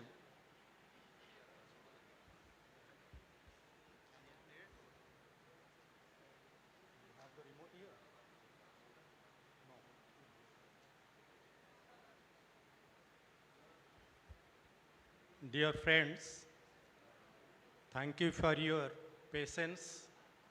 I know that many of the participants here are down in their battery. Their mobile battery is also down, even after T-charging. So I'll not like to task them further. I'll try my level best to stick to the time allotted to me, but the time is so short, and the slides, if I go on, then it will consume the time without any discussion also. Anyway, I'll straight go to the discussion. In the morning session, I heard Dr. Narendra Naik was speaking that since long India has not got any Nobel Prize. It's true. And, but India is not searching the reasons for that. If today the Nobel Prize Committee takes a decision that Nobel Prize will be given in the field of religion, spiritualism, pravachan, then India will top the list. So that's why we are not getting it. Another thing I'll tell you, how many participants are aware of PISA, P-I-S-A? Please raise your hand. So nice, few hands are raised. You have your daughters, your sons, your granddaughter, grandsons. You must know this PISA. PISA stands for Program for International Student Assessment. That is done by an international agency to evaluate the scientific standard or the scientific temper of the students. India last participated in the year 2009. In 2009, total 73 countries participated. And the rank of India, guess it? 72. Next to Kyrgyzstan. So that is the standard that India is having. Even after promulgation or pronouncement of new education policy and the scientific temper very often coming in that, the standard has not raised. Then I'll tell you one thing. We all got freedom. As we are discussing that we got political freedom, but we are struggling for social freedom. But what about the intellectual freedom? Intellectual freedom, that is freedom from your intellectual slavery. How can you get it? The only sword is reason. Anybody who is not having is an intellectual slave. So, I know I did not get intellectual freedom in the year India got political freedom. It's not possible, but we must work hard to give intellectual freedom to one and all in India. That is for what I have prepared the slides. I'll quickly run through the slides. You all know what is Article 51AH. I need not reiterate it. It is an advisory for achievement of ideals. Many people comment like this. You can find this term scientific temper in the book of Jawaharlal Nehru, in the Science, Technology and Innovation Policy of Government of India, also in the New Education Policy 2020. We have learnt many things from many sources before inserting this article or the directive principle of state policy in Indian Constitution. Okay, what actually Article 51A expects from us? 4 things. These are scientific temper, spirit of inquiry, humanism and reform. But very often we always hammer on scientific temper and we leave other 3. But 4 of them are interlinked and inter-influential. We must understand each of them also. Scientific temper means creativity, critical thinking, free thinking, rational thinking, logic, reasoning, analysis, the 6 thinking hat advocated by Edward D. Bono. Then the lateral thinking. This is all about scientific thinking. The spirit of inquiry, that is the question mark that you see there in your front. That is the quest of the human being, the curiosity with the human being. That is the who, what, when, whoever, whether, all these things. But with regard to humanism, many people must be, doubting what is actually humanism. It is humanitarianism. No, not exactly. There is a difference between humanism and humanitarianism. And for this humanism, we must focus on 4 things. I need to have more time to elaborate these things, but I can say that you must focus on 4 things. That is modern humanism, that is the human dignity, reason, science, etc. Then the global humanism. Global humanism speaks love, respect, concern for all human beings across the globe, irrespective of caste, creed, class, color, race, gender, and nationality. That is global humanism. Then planetary humanism. In planetary humanism, we take into account both living and non-living things also. Human being is the only person who has to take care of the whole cosmos. That is planetary humanism. Then transhumanism. What is transhumanism? It is the humanist movement to transform human condition by leveraging technology. Through technology, we can improve the condition of human beings. That is transhumanism. And what are these technologies? It is artificial intelligence, biotechnology, nanotechnology, neurotechnology, cybernetics, robotics, genetic engineering, so on and so forth. So, we must understand all this when we say humanism.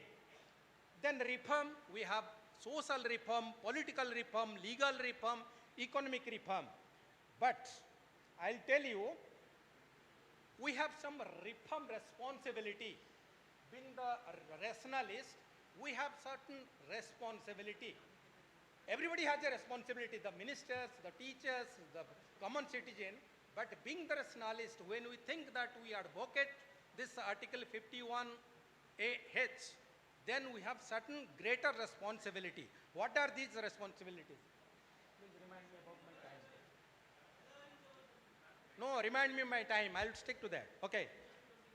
When we think of our rationalist responsibility, what are these? Number 1, we must raise our voice against war, maybe between Ukraine or Russia, maybe between Lebanon and Israel. Wherever there is war, we must voice against that. That is our responsibility. Then 2, there should be disconnect between the church and the state, or the religion and the state. Then the 3rd thing, reproductive rights of women. Women are not the baby producers. They have a decision to think when they will get pregnant or not. Then Black Lives Matter, you must have seen that what happened in USA. Then reservation for the women under the disadvantaged sections. Same-sex marriage, LGBTQ+, their rights. We must go with them. Then climate change. We must be the champion for climate change kind of thing. Then the euthanasia kind of thing. Many people must be aware of this euthanasia, and we must claim that what is happening in Switzerland, what is happening in Scandinavian countries, that must happen in India also. That means death with dignity. Then organ donation, body donation, sex education in the school curriculum, all these things the rationalists have to propagate, protect, promote. Last but not the least, that is the responsibility that we must clamor before the government to have a right to internet. We have right to information, we have right to food, we have right to education, but the next right to Internet Act is very, very imminent. Without internet, you cannot be global, you cannot be cosmopolitan. So that is also the need of ours. Then about the challenges, so many challenges that you know, astrology, Vastu Shastra, pseudoscience, all these things. Baba, Mata, all persons are the challenges. You must be hearing all this, the yoga, Ayurveda therapy, then hog therapy, spiritual therapy, miracle therapy, gobar, the cow dung therapy, all these therapy. People are accepting because they are far away from this scientific temper. So it is our duty and responsibility to educate them.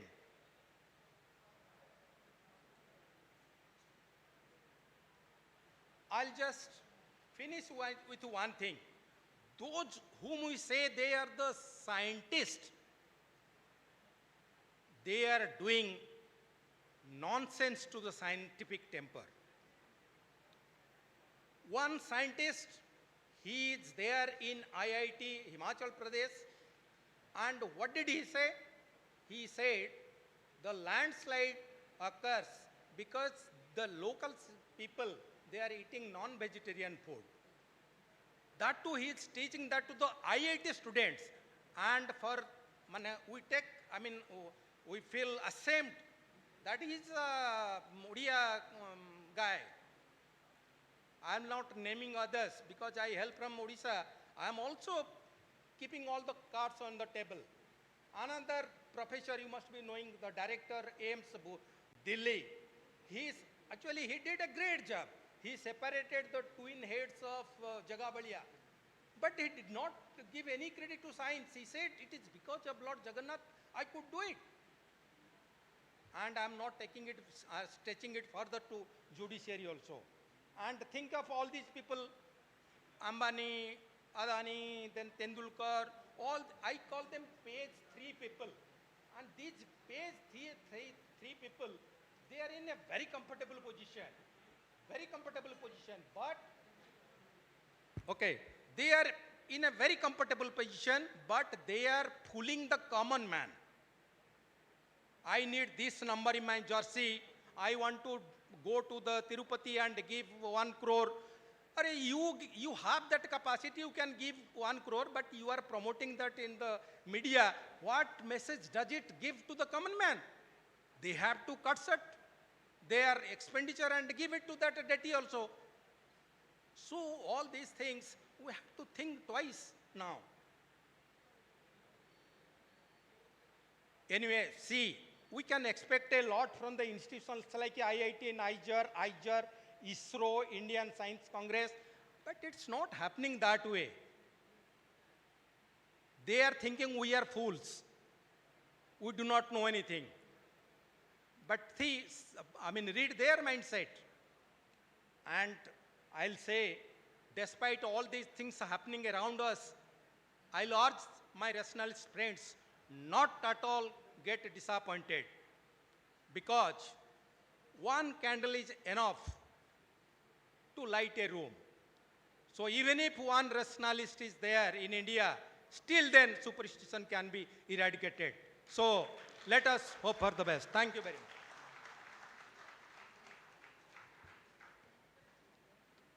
Thank you, Sahuji.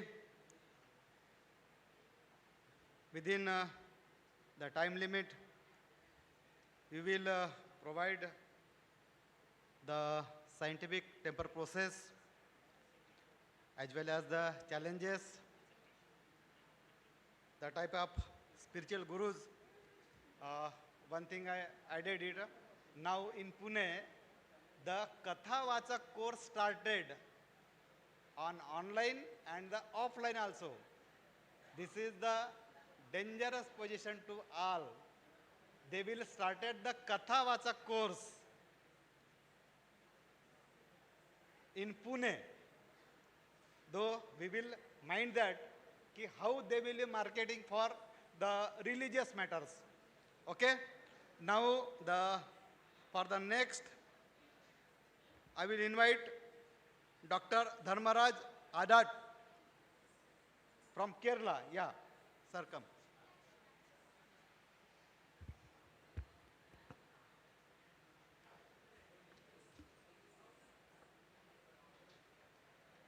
Veeramani to all the dignitaries on the dais and off the dais. It's a great privilege to be here as a part of the 13th FIRA National Conference. Before entering into my paper, I have one criticism. FIRA is a prasthan. It is against casteism, we know. It upholds gender equality also. But the whole deliberations of today, I think the absence of femininity, female speakers on the dais, I think it should be rectified.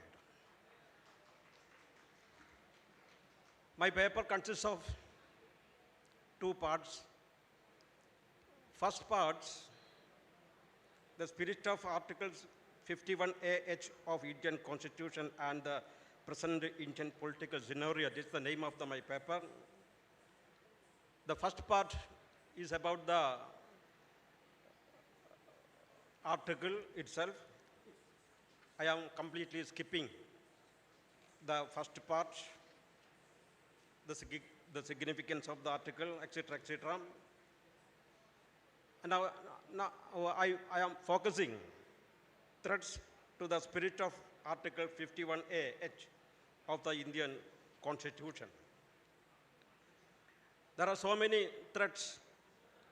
I think the speakers already explained it. So I explain only the title of the obstacles.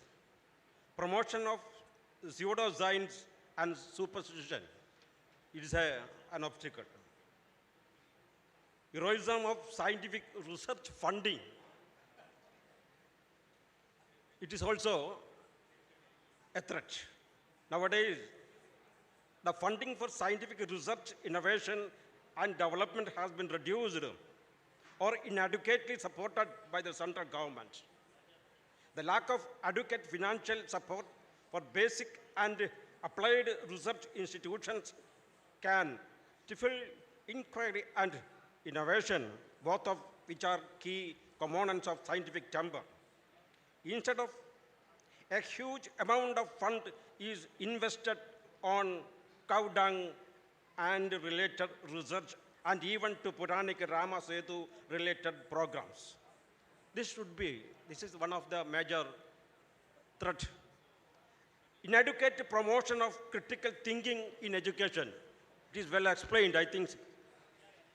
The central government's role in political and ideological interference is also another threat. The plastic surgery in ancient India, it is already mentioned by some of our speakers, especially Indian Science Conference, the leaders of our national leaders, they expressed their ideas about the Puranic science, etc., about the Ganesha's nose, etc. I am not going into that field.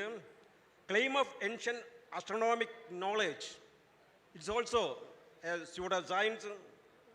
The use of Vedic mathematics as a supernatural system is another threat. Claim of ancient Indian knowledge of flying machines, Vimanas, it's also another threat. State-sponsored promotion of religious dogma, it's also another threat. Distortion of historical facts for political gain, it is also another threat. Overemphasis on mythological narratives as historical facts, it's another threat. The use of astrological and numerology is also another threat. Misinterpretation of India's past is also another threat. And there are so many such threats are prevailing against the Constitution. Indian Science Congress should be, as a concluding verse, let me say, Indian Science Congress should provide a platform for meaningful scientific discourse. The use of this platform for the discussion and claims such as those regarding plastic surgery in ancient India, Vedic mathematics, and flying machines have undermined the scientific temper outlined in Article 51A(h) of the Indian Constitution. These claims, when presented without rigorous scientific scrutiny, promotes pseudoscience, superstition, and unverified historical narratives. The misuse of myth and legends in contemporary India, especially when presented as scientific facts or historical truth, poses a significant threat to the scientific temper that Article 51A(h) of the Indian Constitution seeks to foster. By elevating myths to the level of reality and using them to justify superstitions, ideological bias, and uncritical belief, these practices undermine a rational inquiry, evidence-based thinking, and progress. It is crucial for both individuals and institutions to critically engage with history, science, and culture to ensure that the values of scientific temper, humanism, and inquiry are upheld, fostering a society that values reason and progress over mythological claims that are not grounded in verifiable evidences. The central government, through its actions or inactions, is creating immense threats to the values embedded in Article 51A(h). Their promotion of pseudoscience and political interference in research undermine rational inquiry and reforms. These actions hinder the development of Indian society based on scientific temper, humanism, and the spirit of inquiry. So, it is crucial for the government to uphold correct principles to ensure the progress and well-being of the nation, as envisioned in the Constitution. Ensuring the independence of scientific institutions, supporting rational policies, and promoting evidence-based reforms are essential for preserving the integrity of Article 51A(h) and fostering a scientifically progressive society. The misrepresentation of scientific and historical concepts through the promotion of religious myths and beliefs in contemporary India directly challenges the scientific temper, humanism, and spirit of inquiry that Article 51AH of the Indian Constitution seeks to foster. By presenting mythology as fact, supernatural events as real, and unscientific practices are legitimate, the rational and evidence-based foundations of scientific thinking are undermined. For India to move forward as a progressive, rational society, it is crucial to uphold the values of evidence-based reasoning, critical inquiry, and empirical validation in all spheres of life, whether in education, policy making, or social behavior.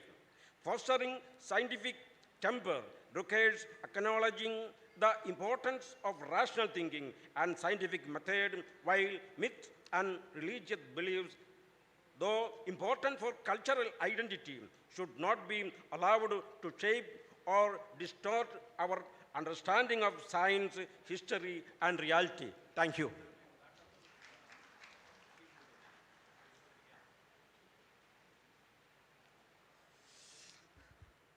Thank you, Dr. Dharmaraj, for providing the key points. You are prepared the detailed PPT for the presentation, but we missed because of the time limit, though we are extremely sorry for that. Now, I am inviting Miss P. Ashwarya. Kindly come. Yeah.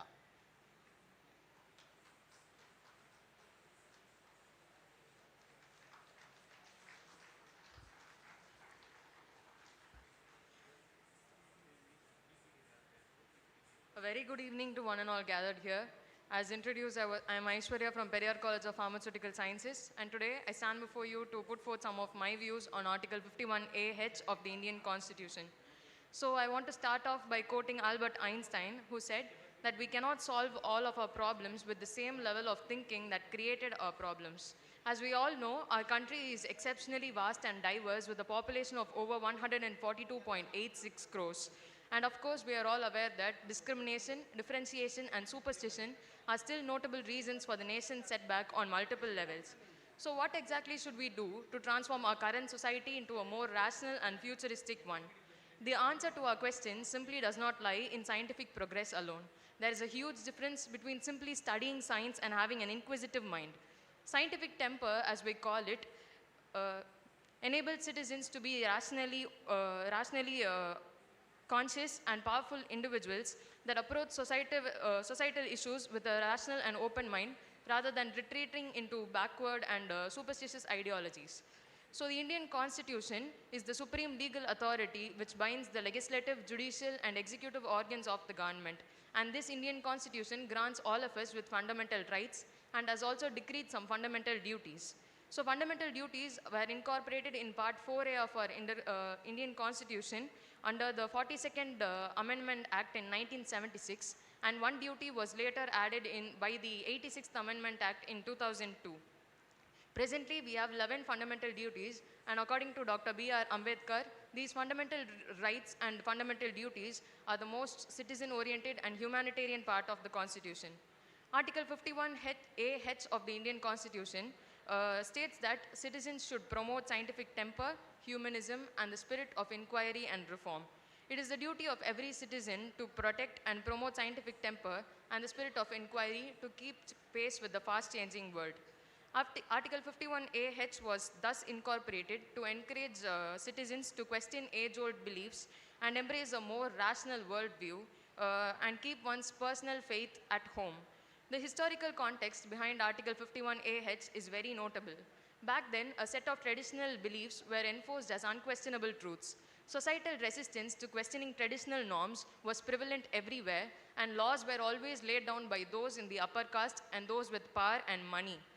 To change such flawed societal systems, scientific temper and humanism were incorporated in the Indian Constitution. Many of India's prominent leaders like Jawaharlal Nehru and B.R. Ambedkar recognized the importance of instilling scientific temper in the population. Scientific temper was conceptualized and developed in independent India by India's first Prime Minister Jawaharlal Nehru.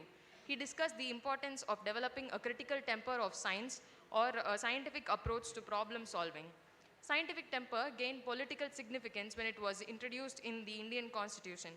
The Indian Constitution, according to me, is totally based on humanism, and Dr. B.R. Ambedkar played a vital role in the insert of humanitarian values into the Constitution, and it is a quite interesting fact that he was inspired very much by Buddhism. The visionary behind, after whom my university is named, our very own Thandai Periyar, was always a supporter of science, and he strongly believed that science will eliminate all superstitions. He once said that any opposition which is not based on rationalism or science or experience will one day or the other reveal the lies, fraud, and conspiracy behind. Thandai Periyar wrote a variety of papers like Kudiyarasu, which translates to People's Rule, and Vidudalai, which translates to freedom. And in his papers, he wrote a number of essays and articles on the monumental significance of science. I'm sure all of you would agree when I say that rationalism is the actual seed of science. All inventions and discoveries are based on rational thinking. Jawaharlal Nehru said that physics and chemistry are not just science. Science is not just about studying physics and chemistry, it is about how one sees things and questions them. Dr. B.R. Ambedkar and many other prominent leaders thus advocated for the development of scientific temper and humanitarian values, and thus Article 51A(h) was incorporated to pull down the veils of discrimination and abolish all antiquated concepts. The spirit of Article 51A is profoundly humane at its core. It aims at improving countless lives and providing every citizen with the opportunity to rationally think and make decisions instead of following superstitions just for the sake of tradition. To embrace humanism is to embrace the concept that every human being is our brother or sister, and caring for our fellow human being is the height of our calling. Human relationships and the need for healthy interactions is of paramount importance. Women are not slaves. Poor people aren't meant to be oppressed. Nobody owns nobody, and nobody is allowed to be treated inhumanly by anybody. While inhuman crimes like genocide, murders, assault, and abuse will not occur if people were actually rational in their thinking and actions. How much blood has been spilled on our land? How many honor killings have been done and witnessed in this land? How many cases of abuse, assault, violence, and many more crimes have been reported in police stations and courts every single day. I think that we as citizens should be rational and humanitarian in every single thing we do to avoid such crimes in the future. The spirit and ethos of Article 51A as such is like a torch in the midst of darkness. At present, despite its utopian aspiration, Article 51A(h) faces many obstacles and challenges in current India due to the pressure exerted by various political and dictatorial powers with bigoted ideologies. And we as citizens should follow in the steps of rational pioneers like Dr. B.R. Ambedkar and our Thandai Periyar to enforce rationalism in the country. On that note, I would like to conclude my speech. It was an honor to address in front of all of you. Thank you. Thank you. Thank you, Aishwarya. And now I invite the well-known presenter, Professor Dr.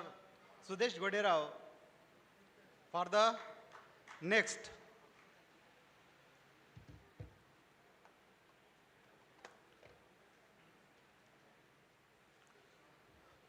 Honorable and self-respectful chairperson of the today's session, Professor Kumbrasan sir, all the dignitaries on the dais and in the audience too. I am just here, I'll be taking only a limited time, maybe of 2 to 3 minutes. It is just to link between the Article 51A of the Constitution of India and what is happening at the international level. We know that in the morning also I said that we are able to raise our voices. If the Prime Minister speaks something unscientific, something the way, then we can definitely going to oppose. If the President is going to speak something unscientific, some irrational, we are going to oppose. So whatever may be the person, whatever is maybe designation, all of us are ready to put our voices because we have got a very strong background from the Constitution of India, and that is our duty, which is mentioned in the Article 51A of the Constitution of India. So whatever such things are there, superstition related things are there, we are able to combat because of this Article 51A. just imagine if this article is not there, then what is our fate? We may not be able to stand. Okay? So, constitutionally, if I want to say, see, in our body the blood is flowing through the veins. But if I want to say constitutionally, the Article 51A is flowing through our veins. And that's why we are able to raise the voices against all types of the unscientific superstitions related type of things. Now, these problems related with the religion, superstitions, those are not limited to the India. Those are global problems. If the country like, the developed country like the USA, the UK and other countries, there also you will find number of superstitions, number of unscientific things are right now going on. And so to combat all such kind of the things at the international level also, that is the body that is the United Nations, and in the United Nations Human Rights Council, that is the UNHRC, a resolution was passed in the 47th session in the year 2021, and that resolution is it is mandatory for the member organizations of the United Nations. So, based on this resolution, each country has to formulate a law against the harmful practices which are there due to the religions or the ritual attacks are there. Okay? So, in 2021, during the 47th session of the Human Rights Council, the member states adopted a resolution on the elimination of harmful practices related to accusations of witchcraft and ritual attacks. This is the first resolution of its kind, calling for a more holistic approach in addressing the harm resulting from accusations of witchcraft and ritual attacks. This resolution recognizes the important work undertaken by the independent expert on the enjoyment of the human rights by persons with albinism on this subject matter. So persons, individuals, the organizations who are working at the global level against similar kind of problems, they have got a solution by this resolution of UNHRC, that is in the year 2021. And I am happy to share here that the FIRA, and on top of the FIRA, we are also the part of the international level. We also contributed in getting this resolution passed, and based on this resolution, we can also demand at a national level, anti-superstition laws should be enacted. So for that purpose, the UNHRC resolution is very, very helpful. So with this, I just wanted to coordinate between the Indian Constitution and at the international level, at the United Nations level, what is happening on the similar lines. Okay, thank you. Thank you. Thank you, Dr. Goderao. Unfortunately, tomorrow's session, one of our panelists is represent today's session. I will invite Mr. M. Chandramouli from Telangana. Kindly present your paper.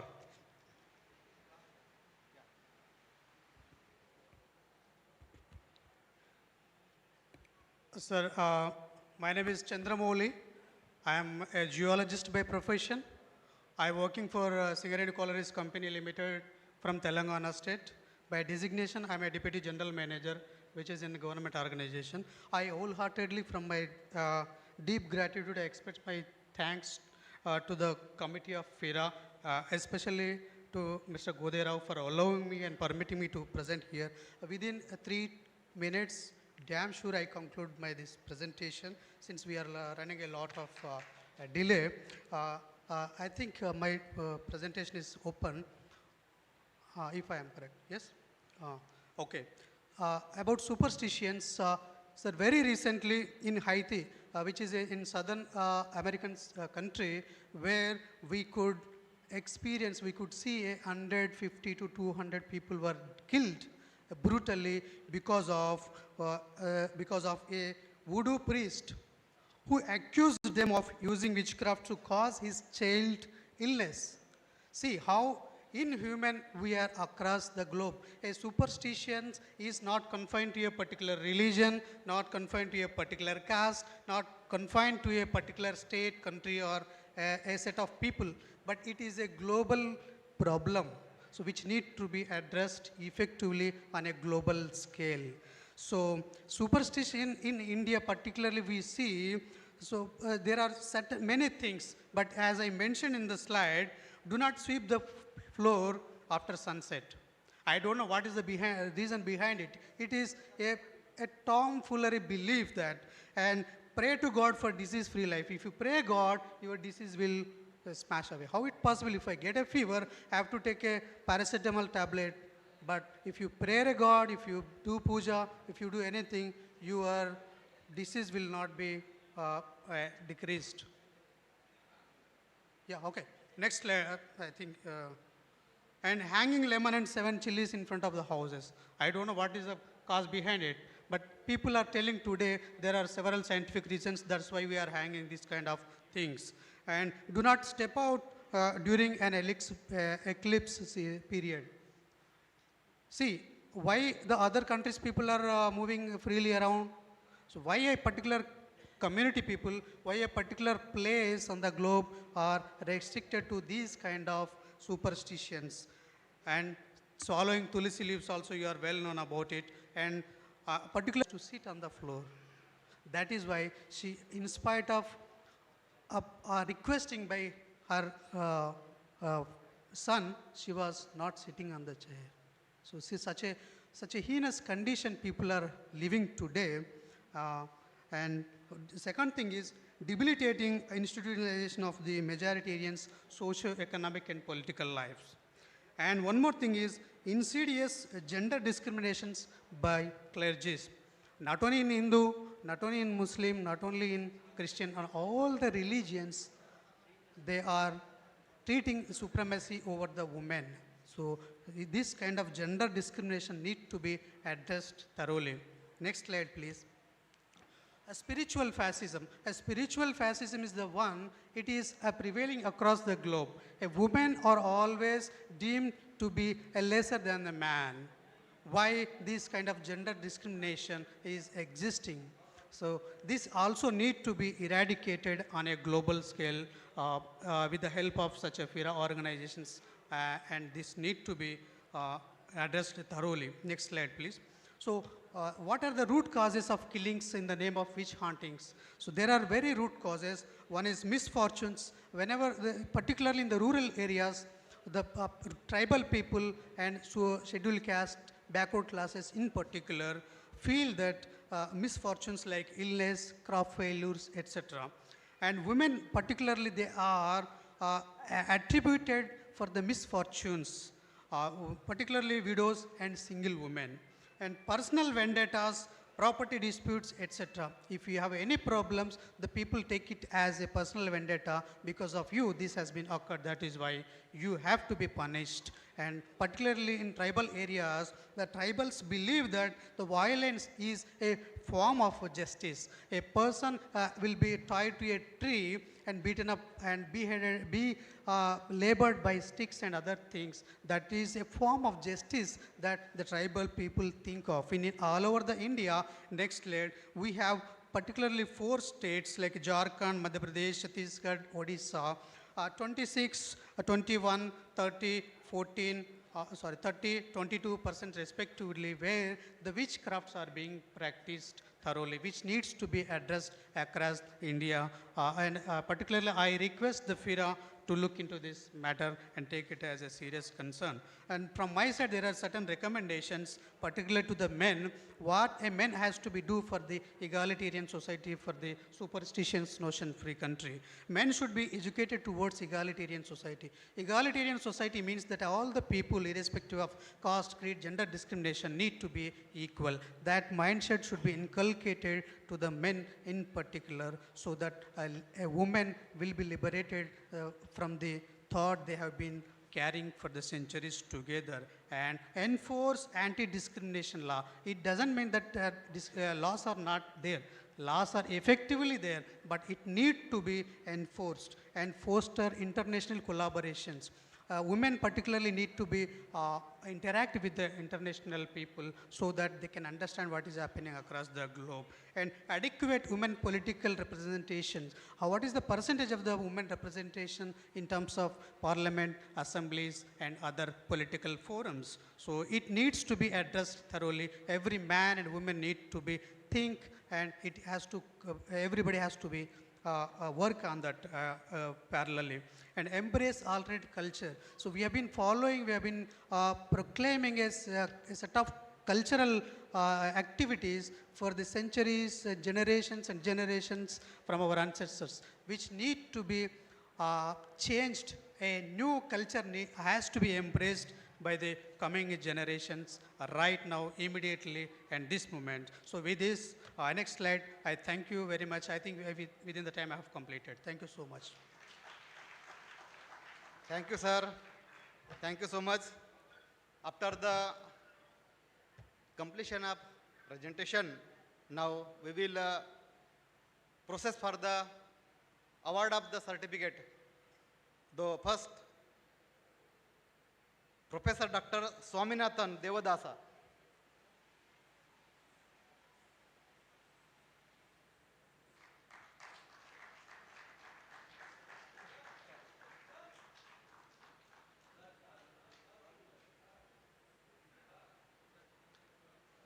Please wait, sir.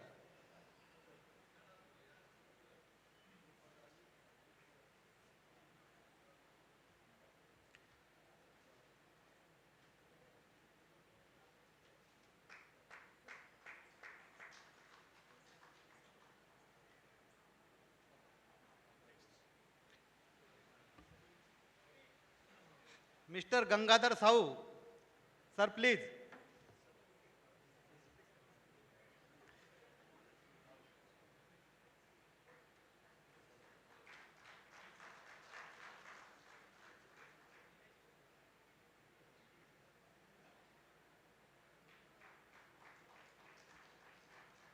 The next certificate, Dr. Dhanraj.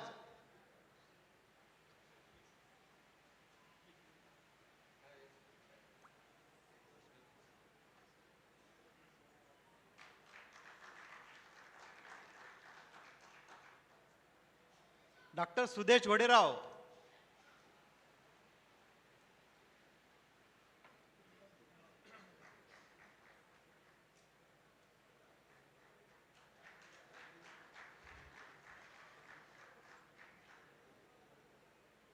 P. Ashwarya, please come.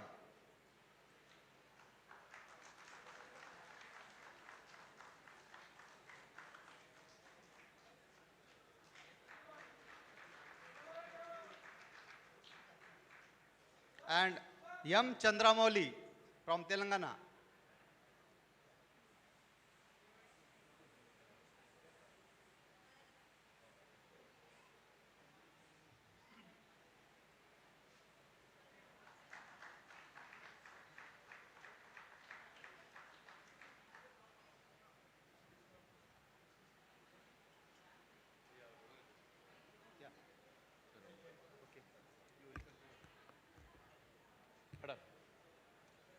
நம்முடைய திராவிட கழகத்தினுடைய பொருளாளர் மாணவிக ஐயா குமரேசன் அவர்களுக்கு சிறப்பு செய்யப்படுகிறது. இந்த session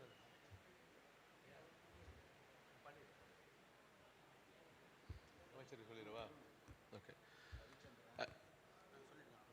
Okay. I request our treasurer of Dravida Kazhagam B. Kumaresan to felicitate our former Union Minister, Advocate K. Venkatapati.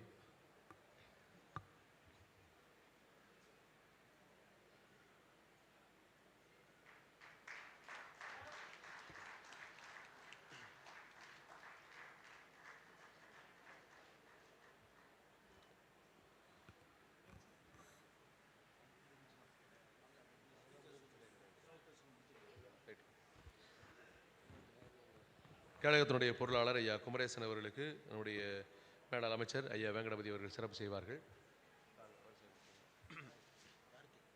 Kumaresan ஐயாவுக்கு மும்பை பகுதி ஐயாட்ட கொடுத்து போட சொல்லுங்க. அவங்ககிட்ட கொடுத்து வெங்கடபதி ஐயாட்ட கொடுத்து குமரேசன் ஐயாட்ட போட சொல்லுங்க. மும்பை பகுத்தறிவாளர் கழகத்தினுடைய தலைவர் ஐயா ரவிச்சந்திரன் அவர்களுக்கு ஐயா வேங்கடபதி அவர்கள் சிறப்பு செய்கின்றார்கள்.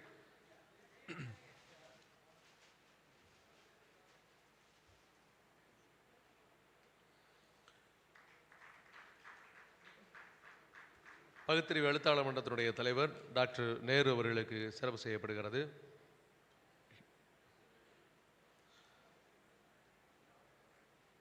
பகுத்தறிவு ஊடகத்துறையினுடைய தலைவர் ஐயா மா அழகிரிசாமி அவர்களுக்கு சிறப்பு செய்யப்படுகிறது.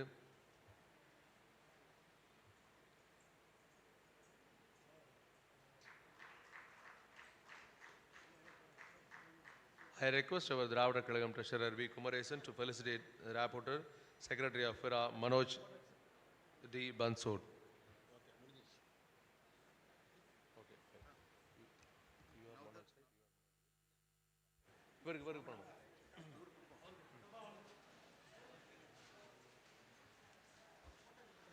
அன்பிற்கினிய தோழர்களே, அடுத்ததாக இந்த மேடையில் கலை நிகழ்ச்சிகள் அரங்கேறவிருக்கின்றன. அதனைத் தொடர்ந்து கழகத்தினுடைய பொதுச் செயலாளர் மாண்புமிகு அண்ணன் அன்புராஜ் அவர்கள் பெரியார் உலகம் பற்றிய ஒரு குறிப்புரையினை வழங்க இருக்கின்றார்கள்.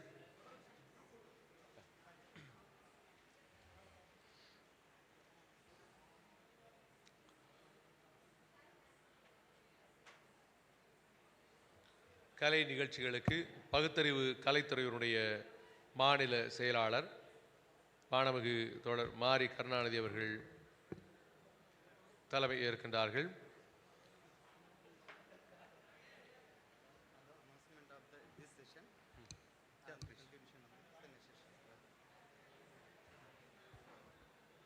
Hello everyone. This session is completed and we are now ready for the next session within few minutes. Though kindly stay and sit.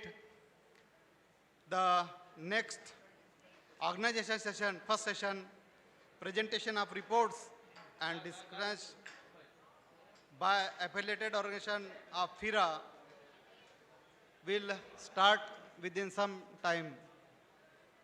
Though kindly sit on.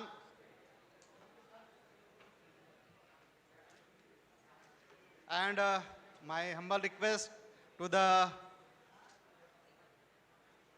presentators of the reports of the FIRA organizations, they will be ready to submit their reports to Dr. Sudesh Goderao, the General Secretary of FIRA. Thank you.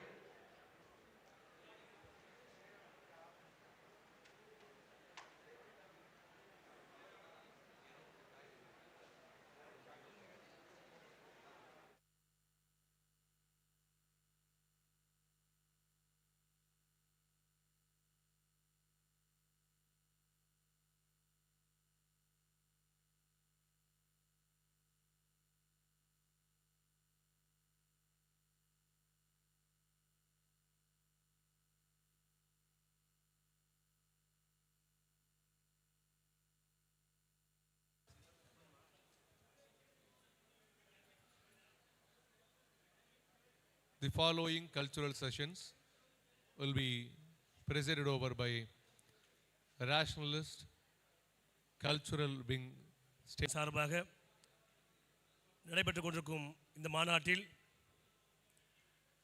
இப்பொழுது உங்கள் அனைவரையும் மகிழ்விக்க கலை நிகழ்ச்சிகள் தொடங்க இருக்கின்றது. நிகழ்வில் பங்கேற்ற அத்தனை பேரையும் கலைத்துறையின் சார்பாக வருக வருக என வரவேற்று நிகழ்வை தொடங்கி வைப்பதில் பெருமகிழ்ச்சி அடைகின்றேன். வெல்க பகுத்தறிவு, வளர்க பகுத்தறிவு. நன்றி, வணக்கம்.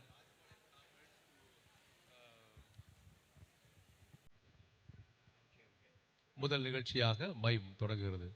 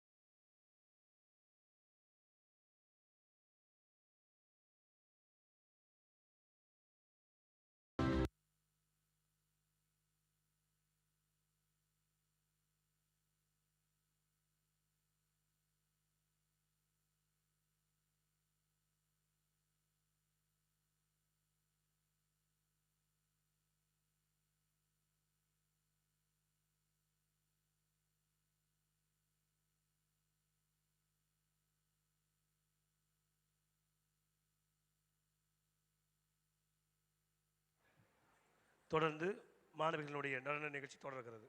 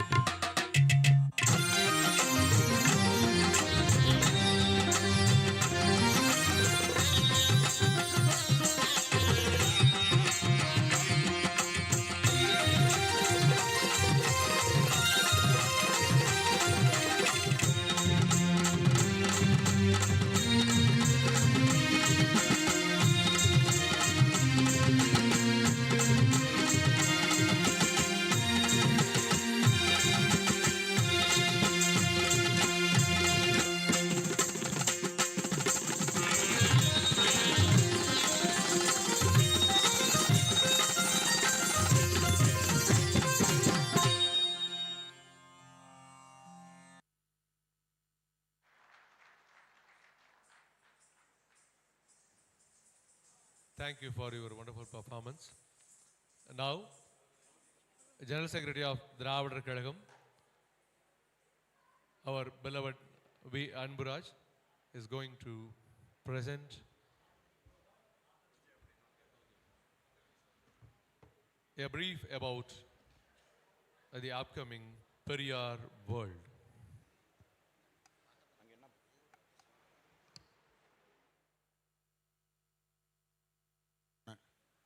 ஹலோ, அன்பான தோழர்களே, ஒரு முக்கிய அறிவிப்பு.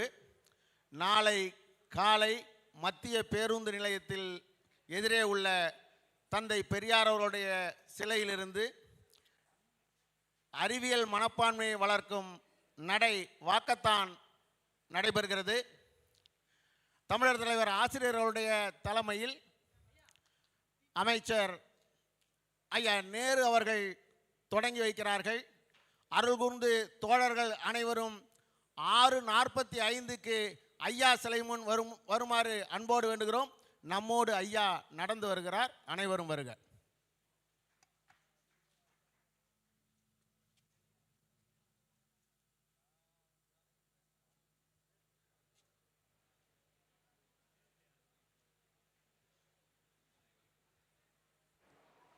அனைவருக்கும் மாலை வணக்கம். Good evening to one and all. A warm welcome to the participants and the delegates from 17 states, one union territory, and from the country of Malaysia, who have gathered here for the 13th National FIRA Conference. I'm not going to take much time. It's a very short presentation. Welcome you all to the land of Periyar. அனைவரும் இந்த பெரியார் மண்ணுக்கு வருக வருக என வரவேற்று, we are going to see the world of Periyar now. That is to be created quite near from Trichy on this highway, around 27 kilometers from Trichy to Chennai. You'll find it on the highway. I think tomorrow morning I invite all the delegates who have come from various states to assemble here by around 7 a.m. so that we can start and go reach there by around 7:40 a.m. So this is the plan for tomorrow. Before which, let me tell you what's the plan that we have. PSRBI, Periyar Swayamariyadai Prachara Niruvanam. Our Secretary, Dr. Veeramani, had visionized a world for Periyar. This is for the next generation to come who would know the history of Periyar. So this is being identified in an area of around 27 acres, out of which we have divided into 3 phases. 9 acres is what we have immediately set in, and that is what you are going to see tomorrow. And I think you can see the master plan, which is from the road, the national highways, till the podium building. And on the right, we have the research and development building, and we have the food court too. Periyar World. I would like to summarize the project. This area is around 1,20,000 square feet approximately. The project estimate is about 108 crores currently, and the project duration is for about 25 months. This project we commenced in the month of July. On September 18th onwards, we started the basement work, and we had obtained all the necessary NOCs, or the no objection certificate, from various government authorities. The project team is headed by Dr. Sundar Rajulu, who has been our advisor, and assisted by Dr. Karigalan, and Kasi Viswanathan. We have the Periyar Consultancy Service engrossed in this work also. We have listed as our vendors all MNCs, most of the MNCs who are leading to mention a few, we have around 8 consultants working on this project. The PMA, or the project management, is headed by CBRE, South Asia. The structural consultant, PR consultants from Tanjavur. The architectural consultant is from Padgrow. The statue consultation is from Pollex, LLC. Various other agencies that we have there. And I think there's a brief on each of the consultancy who are all worked in different various projects across Tamil Nadu and India, and some of the people have also worked across the globe. So we have chosen these people after due diligence, and we have commenced the work very, very vigorously. In fact, I would invite you again tomorrow to start. Regarding the podium building and the statue structure, I think you can see a map where the structure is going to come in different phases. From the substructure we start, we go, if you want to imagine, it takes about 14 floors, as in any building. And then it is surrounded and the statue comes all over it.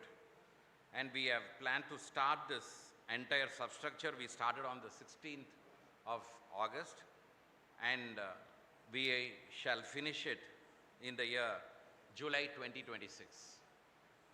So this is the plan for the structure, and this program was inaugurated by the current Chief Minister, Mr. M.K. Stalin, and the foundation was laid, the stone was laid. We had this program on. We had the service lane, which is to be completed by the National Highways Authority, that we have completed. And then we started putting in, there are more than 200 laborers, migrant workers who are working on this project. We have continuous monitoring system, the safety meetings and other things. Overall, I would like to say what is there in this structure, what is going to come there in this. You would find there's a 95 feet statue of Thandai Periyar. 95, 95 adi uyaram. The 95 feet depicts the number of years Thandai Periyar lived. In fact, during our secretary's 75th birthday, Asiriyar K.Veeramani's 75th birthday, we had the government, we requested the government to put in such a project when Dr. Kalanjar Karunanidhi had 95 Samatuvapurams all over Tamil Nadu, where different caste people and other people were all in a community living was created by the government. Still now, it's the most harmonious community you can ever see in no other state of India. This Periyar world, if you see, there is a central plaza when you enter. It's a globe model which say, Periyar, we need to Periyar, a globalized Periyar, and that is how it is represented by then. Then as you enter the waterfall, you will find a very big question mark, and that is always the thing that Thandai Periyar had been teaching. Ask questions, always seek, the spirit of inquiry and ask questions. That is where the Rationalist Forum also has its logo as a question mark. And that is going to be near the waterfall. Then you have, as you walk in, you will find the donors' engraved pillars. These pillars have names of those donors who have contributed to a certain extent. And these people's names are engraved in the stone here.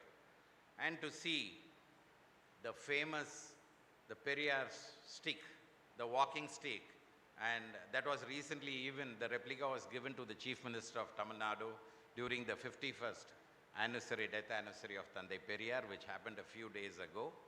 And this stick represents a lot of things. So you will find the stick in the middle of the fountain. There is an amphitheater where different cultural shows could be held every evening. And as you enter the building, you will find the lobby with Thandai Periyar's half-bust statue.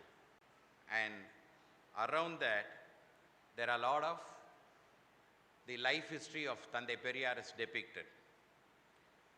And as you see in Chennai or the headquarters, you would find the torch which Periyar had lit and left for us to carry forward. And that is also brought into the front view of this statue. And inside the museum, the life history of Periyar is visionized.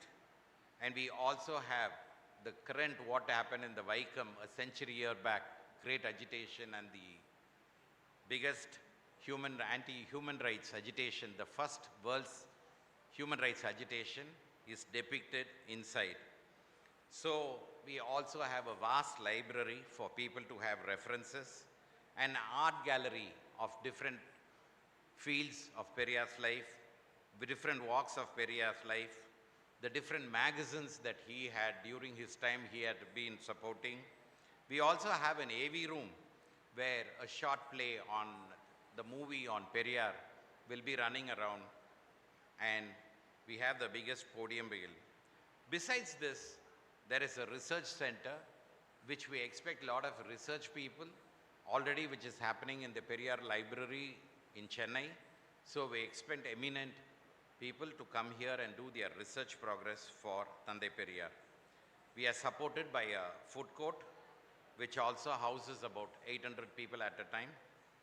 And in all, to summarize, I would say the statue, as I told you, is 95 feet.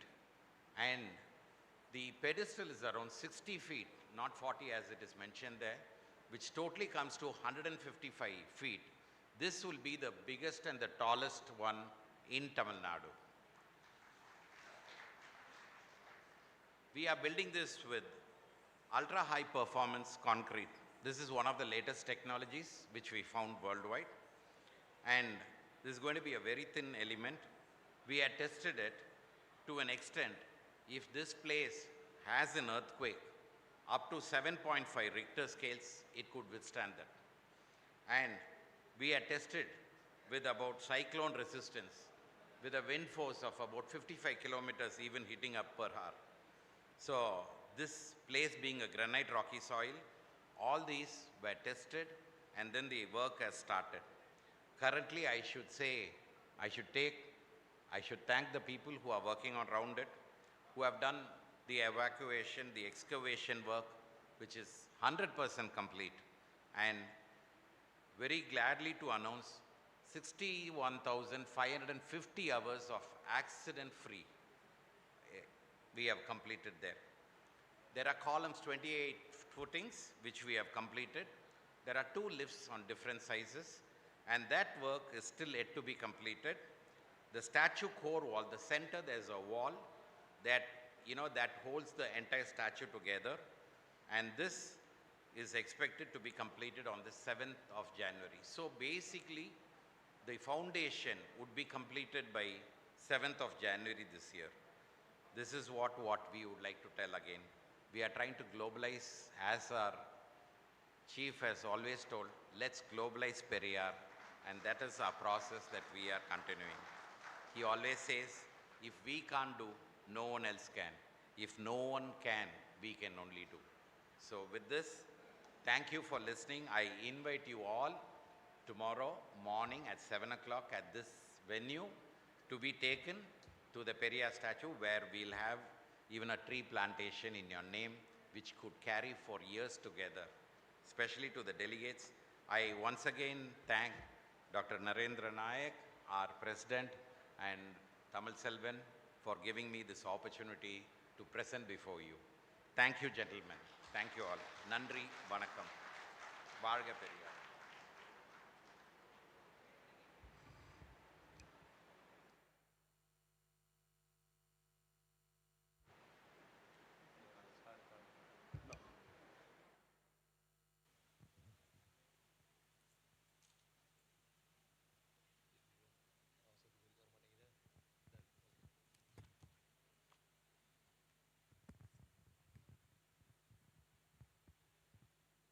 The following session will be organizational session, presentation of reports and discussions by affiliated organizations of FIRA, Professor Narendra Nayak, President of FIRA, will chair the session. I request Professor Narendra Nayak to be on the dais, please. And General Secretary of FIRA, Dr. Sudesh Goderao. Participants and representatives of affiliates of FIRA.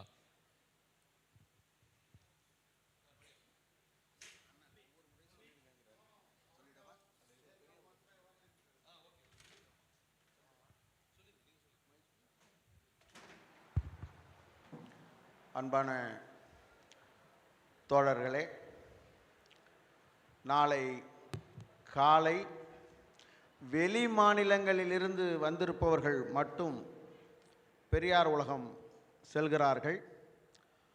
ஆசிரியர் அவர்கள் மிகச்சரியாக 7 மணிக்கு நம்முடைய மத்திய பேருந்து நிலையத்திற்கு எதிரில் உள்ள தந்தை பெரியார் சிலையிலிருந்து தமிழக அரசினுடைய அன்பிற்குரிய அமைச்சர் K.N. நேரு அவர்கள் தொடங்கி வைக்கிற அறிவியல் மனப்பான்மைக்கான நடைப்பயணத்தை ஆசிரியர் அவர்கள் தலைமையேற்று நடத்தி வருகிறார். நம்மோடு நடந்து வருகிறார். கழகத் தோழர்கள்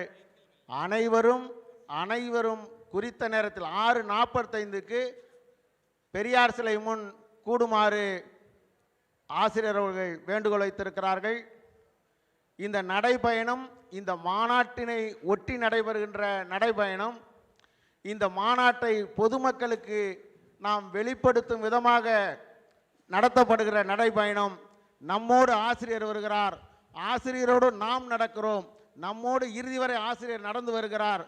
எல்லோரும் குறித்த நேரத்தில் பங்கேற்க வேண்டுகிறோம். இது ஆசிரியருடைய கட்டளை. நன்றி. இன்னும் சில மணித்துளிகளில் தமிழக தலைவர் ஐயா ஆசிரியர் அவர்களும் இந்த அரங்கத்திற்கு வருகை தர இருக்கிறார்கள். இந்த ஆர்கனைசேஷனல் செஷன்ஸ் நடக்கிற போது ஐயா அவர்களும் அதில் பங்கேற்கிறார்கள். உடைய கழக தோழர்கள் நிகழ்வில் தொடர்ந்து பங்கேற்குமாறு அன்போடு கேட்டுக்கொள்கிறோம். தொடர்ந்து கலை நிகழ்ச்சிகள் இடம்பெற இருக்கின்றன. After these organizational sessions, our cultural programs will continue and we'll have the dinner as well as. I request Mr. Sudesh Goderao to coordinate this session. Sudesh, sir.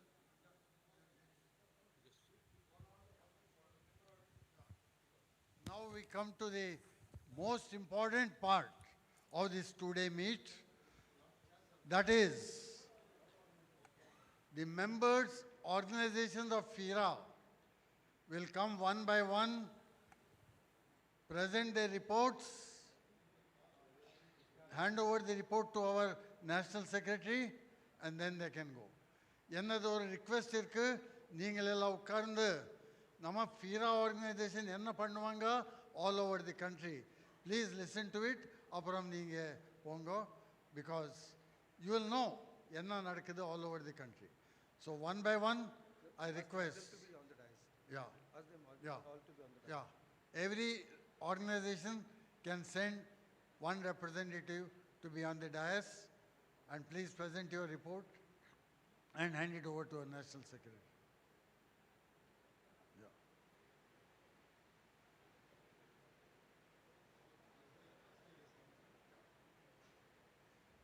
Each organization will get 5 minutes, and after that there will be dinner, so that will be incentive to present your report fast. Thank you, sir. The Akhil Bharatiya Andhashraddha Nirmoolan Samiti is active as a very effective in Maharashtra for the last 43 years. Popularly known as ABANS, the forum eradicates by several ways to eradicate superstition for individual as well as social life. We operate strictly within the framework of the Indian Constitution. We are not against any specific god or religion, but firmly opposed to those who abuse them for personal gains. We try to include scientific spirit among the masses and encourage rational approach towards in human life by organizing various educational and agitational programs for population of science, spirit of inquiry and self-confidence among the people. We arrange youth camps and workshops in Mumbai area also. Akhil Bharatiya Andhashraddha Nirmoolan Samiti after undertake tour in other states of India such as Madhya Pradesh, Chhattisgarh, Bihar, Rajasthan, Gujarat, Goa, UP, to spread the awareness for eradicating prevent superstition among the masses and has even established various branches there streamline the work. The awareness camp in Raipur, Chhattisgarh, also in behalf of Tarkashil Society also. The Akhil Bharatiya Andhashraddha Nimble, while exposing self-proclaimed Babas, at the same time give protection to the sufferers. In fact, only after the intervention by our organization, the community is willing to accept such people back, and when our exposure of the influence, government and fake Babas, Tantrik are published in the newspaper and electronic media, more and more people become aware of the role of Akhil Bharatiya Andhashraddha Nirmulan Samiti. During election period, our Akhil Bharatiya Andhashraddha Nirmulan Samiti had organized the Save Constitution, Samvidhan Bachao rally as directed by Professor Shyam Manav throughout the Maharashtra state during the election period. The Akhil Bharatiya Andhashraddha Nirmulan has offered a starting reward of rupees 70 lakhs. So anybody who can prove supernatural power under fraud-proof condition, so far nobody could take up our challenge, and fact that we offer to the public as a proof of claim that there are no such power in existing. Samiti, while going through the long struggle, process and scientific values, cannot forget to valuable contribution given by innumerable wishes. At last but least, Samiti endeavor compel government to enact a law against superstition, wiping out the wrong force, the Maharashtra Public Prevention and Eradication of Human, Scientific and Other Inhuman, Evil and Aghori Practices, Black 19 Act 2013, criminal law, and the state in Maharashtra. On behalf of Samiti, we carry out the awareness program in the path of social reform like Sant Gadge Baba, Sant Tukdoji Maharaj, Sant Kabir, Sant Tukaram, who spread their life for eradication of misbeliefs and democratic prevention system at large. Our Samiti is following the same path, enlightened the mass for the miserable, great social reformer Mahatma Phule, Dr. Babasaheb Ambedkar was there to care out old Santa social system. Samiti always hold the view of scientific temperament and reaching to every door of gullible masses for enriching the value of virtue. Samiti always fought against old brittle trends available in the society. Rationalist approach remarks the backbone spirit of our Samiti. Thank you.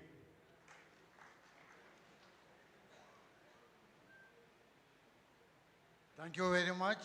Now Mr. M.N.M. Murthy will present. Yeah, please come. Manavika Suri.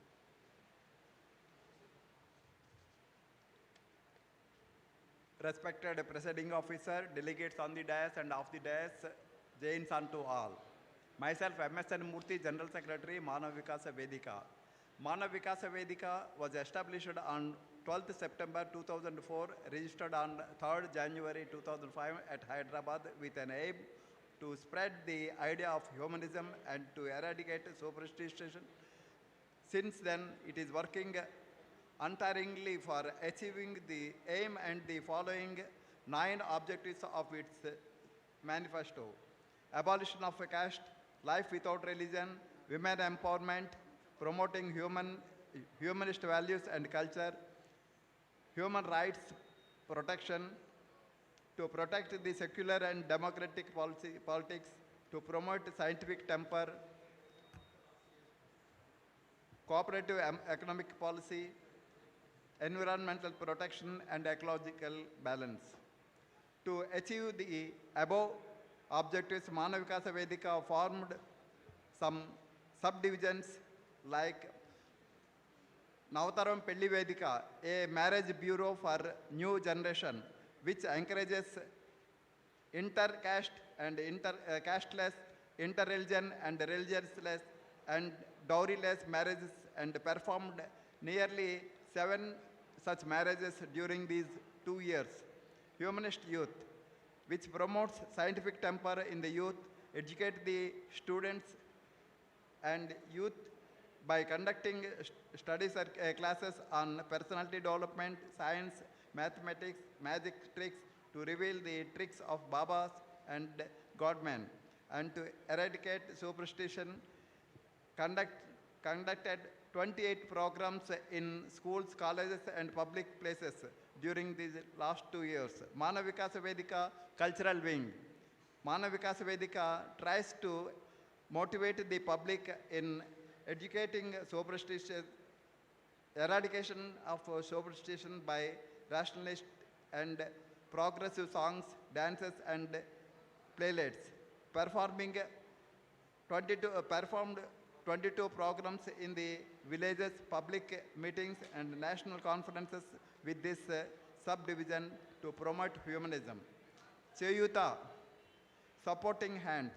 This division works to extending financial support to the students for education, patients for medical issues, victims of natural calamities like fire, drought, and the flood victims.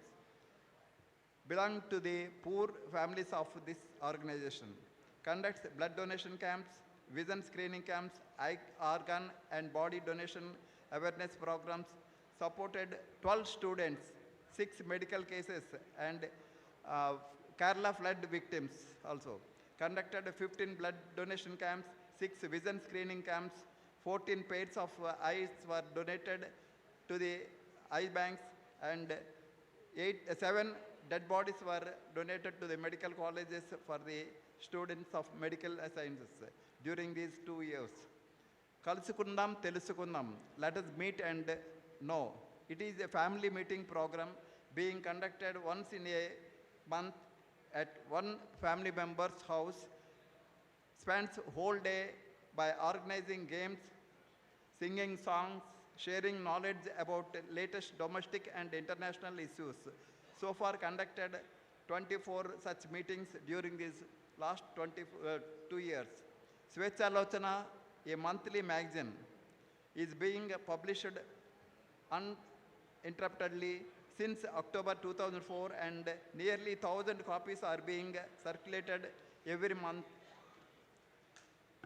A vast knowledge of their speeches are being circulated through YouTube channels. So far conducted 295 webinars and getting appreciations from the public. Humanist Center. Manav Vikas Vedika constructed a conference hall and open air theatre with the facilities, with all facilities at Bata Singaram village, 30 kilometers away from Hyderabad city, with the financial support of famous feminist and social reformer Mallad Subbamma, and donations from many other Manav Vikas Vedika members and well-wishers to conduct conferences, meetings, studies classes for local students, workshops, and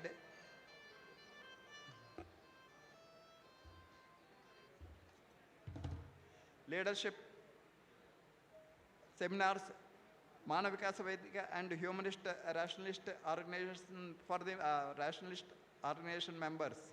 All the programs necessary to achieve the above objectives are implemented in non-violent manner, maintains harmonious and cooperative relationship with alliance organizations, recognizing Manav Vikas Vedika services and human development activities, transparency in maintaining records and accounts. The Income Tax Department of Indian government has issued a letter allowing a rebate on income tax under Section 80G on the donations given to Manav Vikas Vedika. The same is being continued now also.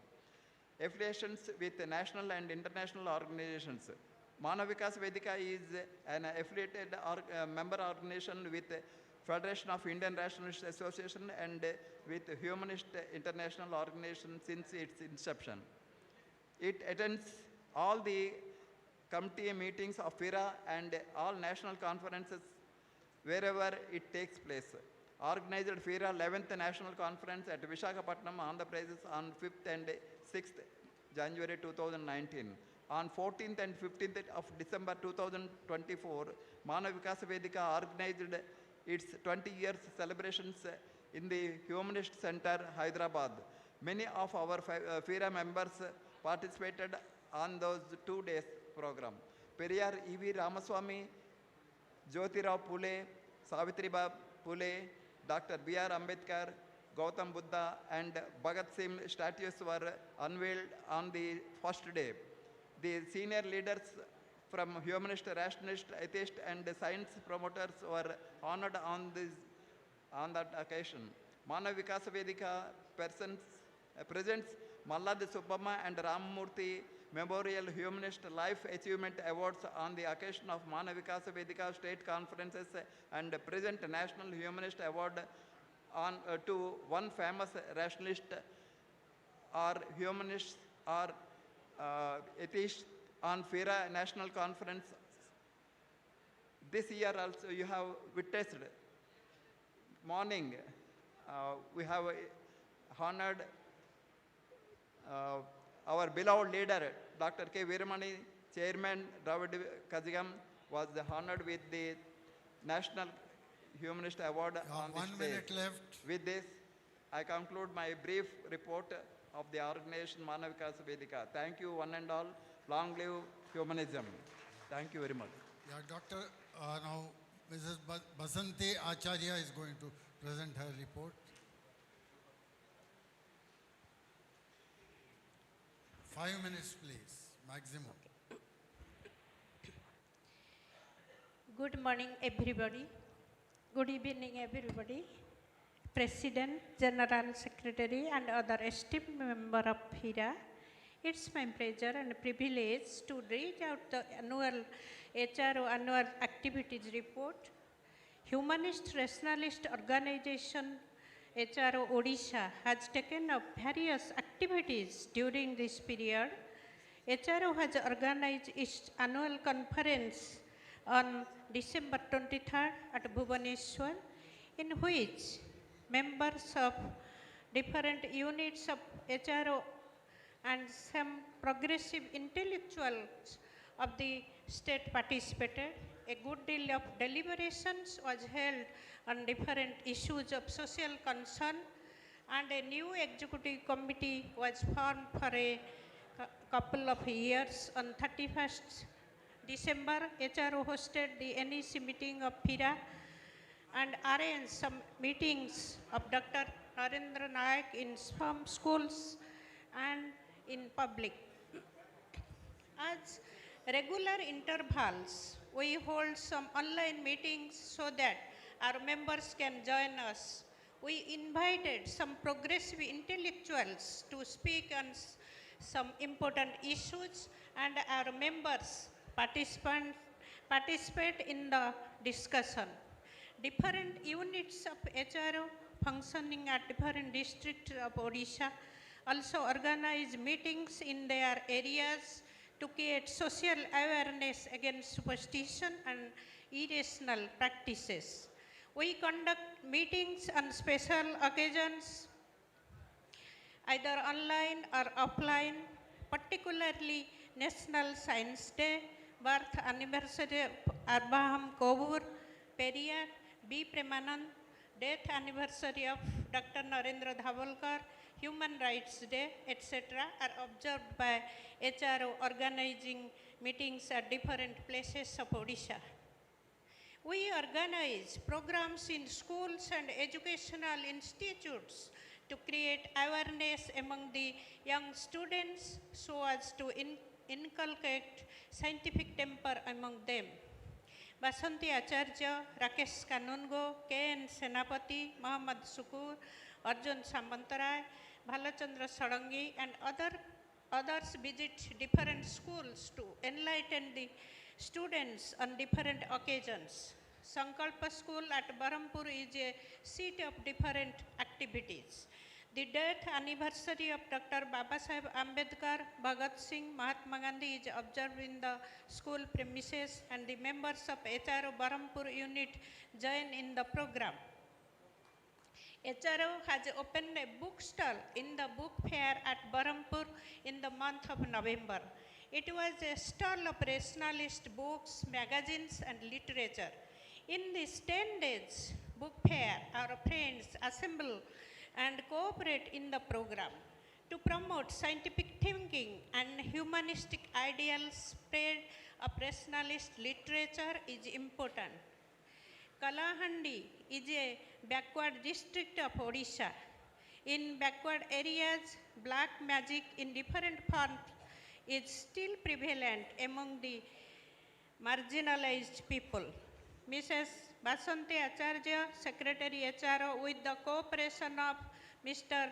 Rajkishore Dulari, Sumanta Sunani, Rajnikant Samarlia, Lingaraj Azad, Judhishthir Mahanand, Sanjay Sunani, Satya Mahar of Kalahandi District Unit of HRO has addressed in some public meetings and street corner meetings to awake people against black magic, witch hunting and many other superstitions are there in villages, and HRO is trying to create awareness among the people. 1 minute more, please. Members of HRO unit of Kalahandi district have organized scientific temper awareness camps in different schools also.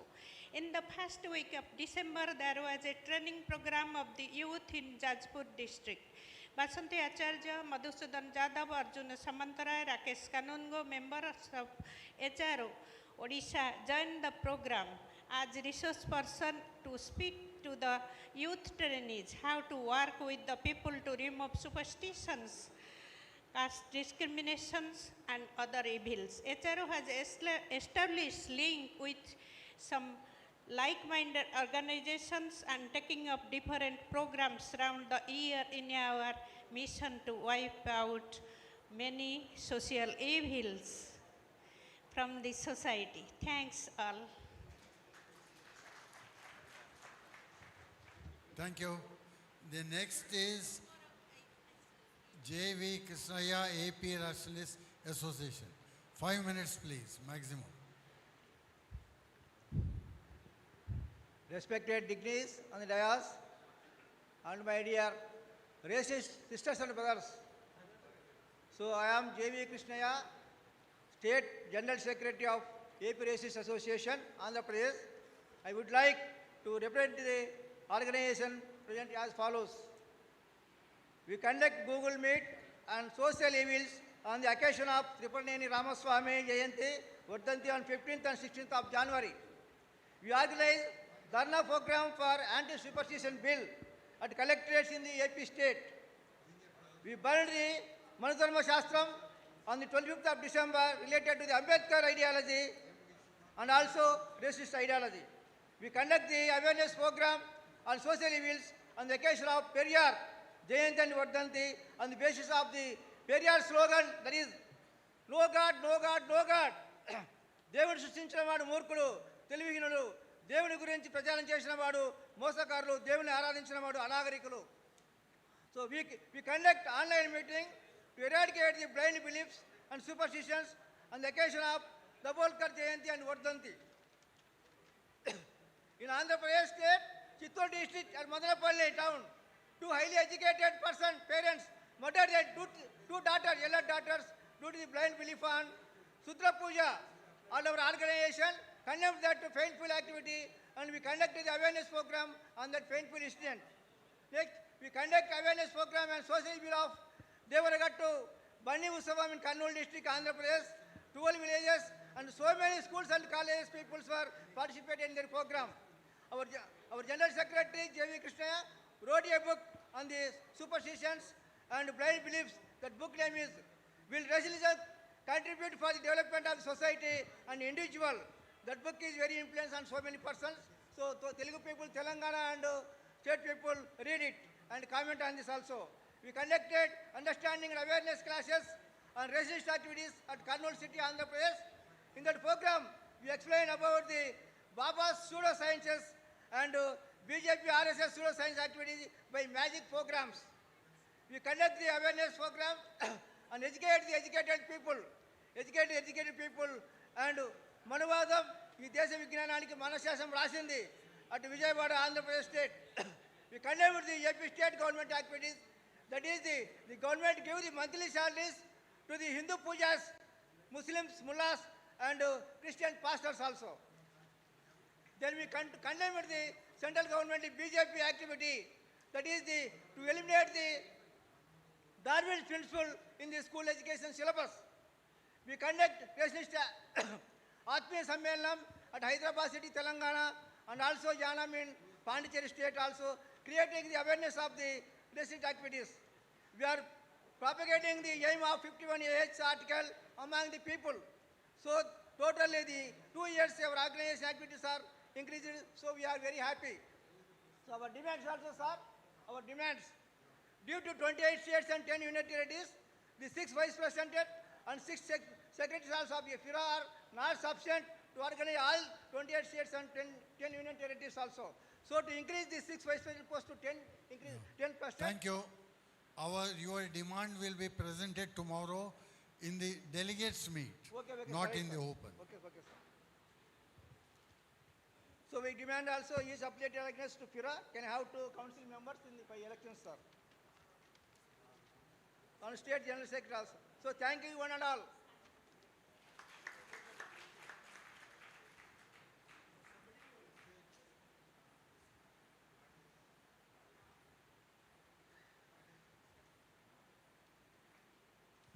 Now the next speaker will be Sri V. Mohan from Rationalist Forum, Tamil Nadu, our host organization. So please give him a big hand. Thank you. Vanakkam. I, V. Mohan, General Secretary, and Mr. R. Tamilchelvan, President, the Rationalist Forum, Tamil Nadu, are granted with this opportunity to sum up and uncover the accomplishment done by our organization in Tamil Nadu. First, we would like to thank our patron, Dr. K.Veeramani, a 92 years youth who is backing up around the clock every day for the upliftment of the oppressed people. Our organization has 3 wings: the Rationalist Writers Wing, Rationalist Media Wing, and Rationalist Art Wing. The Rationalist Forum in Tamil Nadu is a social movement for rational action, comprises the state secretariat, 70 district bodies, and a fair few taluk bodies. They all work together to pass on the notions of our patron and to reach out to the people in every nook and cranny of Tamil Nadu.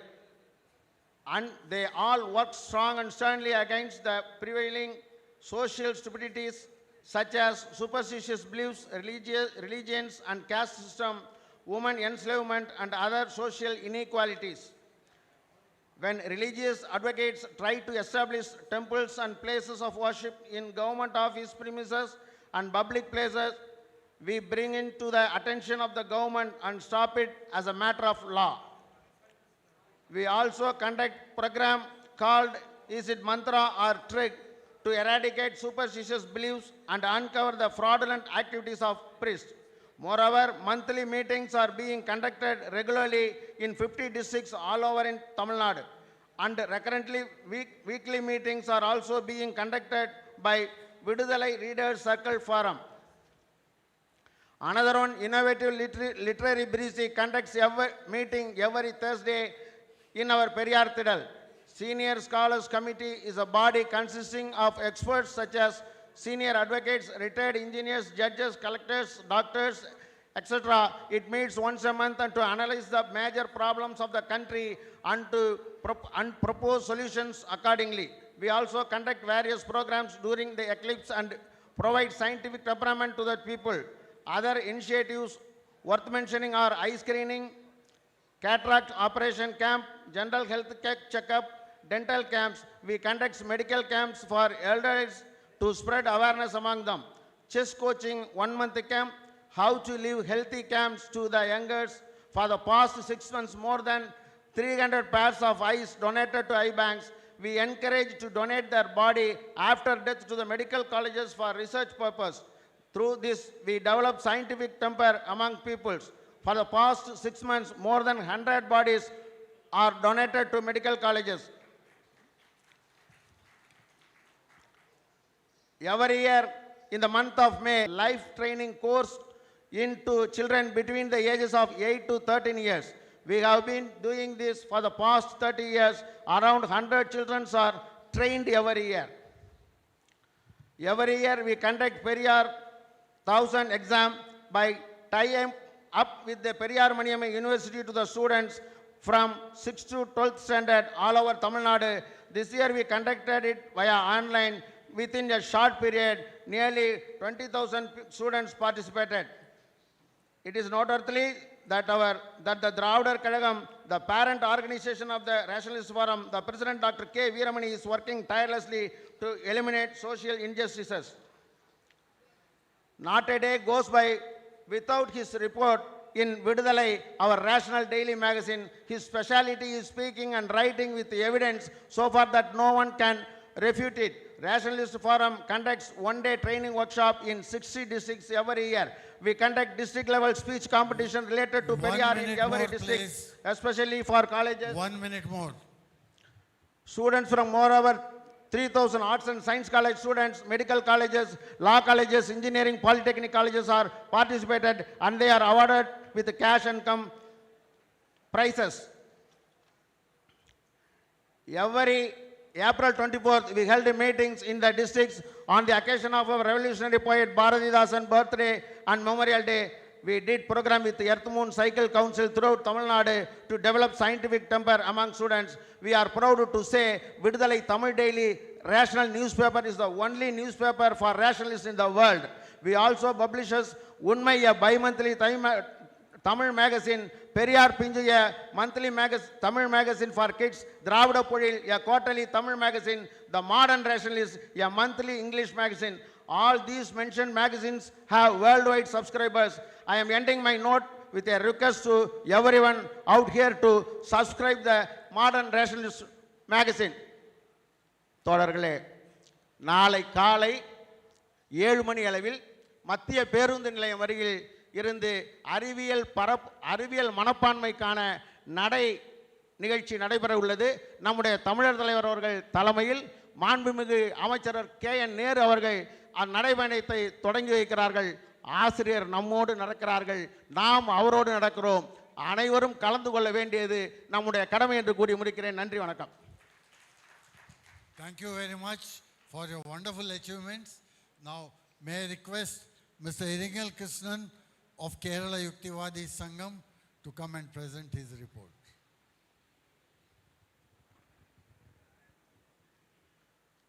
Good evening, everybody.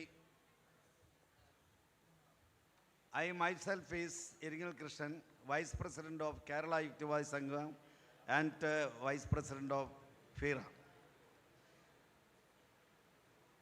First one, January 14th, celebration of World Logic Day throughout state. Different programs conducted in 14 districts, processions, seminars, science classes and quiz, miracle exposure, street meeting, poster propagation, media propaganda, art and literature contest for children, exhibition of historical events and scientists who dedicate their life in various eras. Number 2, rally against war. Palestine vice versus Israel, Ukraine vice versus Russia in capitals of 14 districts. 3, agitation before Kalamandalam, Cheruduriti office due to the denial of a Muslim girl, a performer of Bharatanatyam. 4, trisonal family get together at Kannur, Richur and Trivandrum. Number 5, agitation against murder attempt of Sanghi people towards Asghar Ali, who left the religion recently. Number 6, award distribution to Perumbadavam Sridharan, an atheist writer, and Dr. B. Iqbal, who is an orator and a science writer. 7, strong solidarity for Tista Sadalwa and R.B. Srikumar, who were tortured by union government. 8, Madhamillata Jeevan Award distributed to children at Ernakulam and Trichur. Number 9, 2 days KYS study camp conducted at Chalakudi. 10, KYS welcomed the ruling of Justice of Kerala High Court about the reservation of non-religious people. 11, KYS convened a strong dialogue on hijab problem happened at Karnataka. Number 12, at the time of Elendur murder, due to black magic, we conducted strong agitation before the state government offices. Number 13, with the help of Palgad MLA Prasenan, we could present the eradication of superstitions and black magic bill in the Kerala Assembly. Number 14, we are publishing Yuktirega, the one and only Malayalam rationalist magazine in India, though we are facing several financial crises. Number 15, every year more, please. we are 1 publishing minute more. secular 1 minute calendar. more. 1 minute more. Yes. We have already donated 170 dead bodies to various medical colleges at Trivandrum, Kottayam, Trichur, Kozhikode, Kannur and Alappuzha. There was a crucial natural calamity, continuous mountain slide at Chuvarilmala and Mundakkal. 398 persons died. Many died.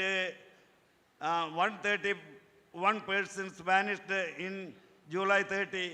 Many thickly populated areas were swallowed by the torrential stream. Our members visited there and helped them at the time of calamity, and KYS collected almost 3 lakhs rupees and handed over to the Chief Minister's Fund. Number 18, U. Kalanathan Foundation and Research Center. We convened a meeting in the residence of U. Kalanathan and made a concrete plan to the coordination of building at Calicut Research Center and publishing the books of Kalanathan on behalf of KYS and a takeover trust. For this, an ad hoc committee formed under the control of Mullavitul Moideen, chairperson, Iringal Krishnan, convener, and VKC Ahmed Goya for former MLA or patron. A youth camp was conducted at Kottayam district and held various activities including classes, science and fine arts programs, and delightful trips to forest area. Distributed non-religious and Pavitram awards to secondary and higher secondary students differently. Conducted 2 state-wise get-together for intermarriage people and relatives of friends of body donators family. The last one, we are giving certain awards, Kalambaram awards, a takeover award, C.J. Jayashankar award, Hariharan award, E.M. Kunyaraman award, P.P. Sumanan award, and then T.O. Paulo's state level campaign every year, donation of body, organ, eye, etc. We are conducted 11 years, for the last 11 years. Now we are began to celebrate the birth centenary of Pavanan, who was a founder of KYS, and V.K. Pavitran, one of the founder of intermarriage in KYS. Okay. Right. Thank you all of. Thank you very much. Actually, if they have to give their report, it will take all 1 full hour, I think, at least. So now, next, Mr. Sumit Kumar of Tertial Society, Punjab. Sumit Singh, okay. Sumit Singh. Hello. Is going to present a PowerPoint. 5 minutes, please. First of all, I thank you very much to FIRA and the Rationalist Forum Tamil Nadu for organizing and hosting the 13th National Conference. I am presenting the report of Tertial Society Punjab along with my colleague Ram Kumar.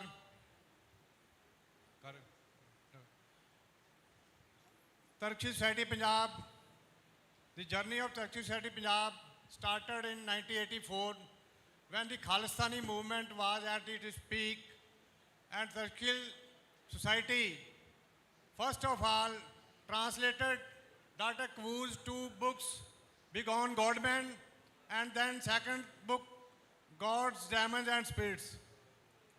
It was translated the Dev Purush Harge, and second book, Dev Dent Te Ruha.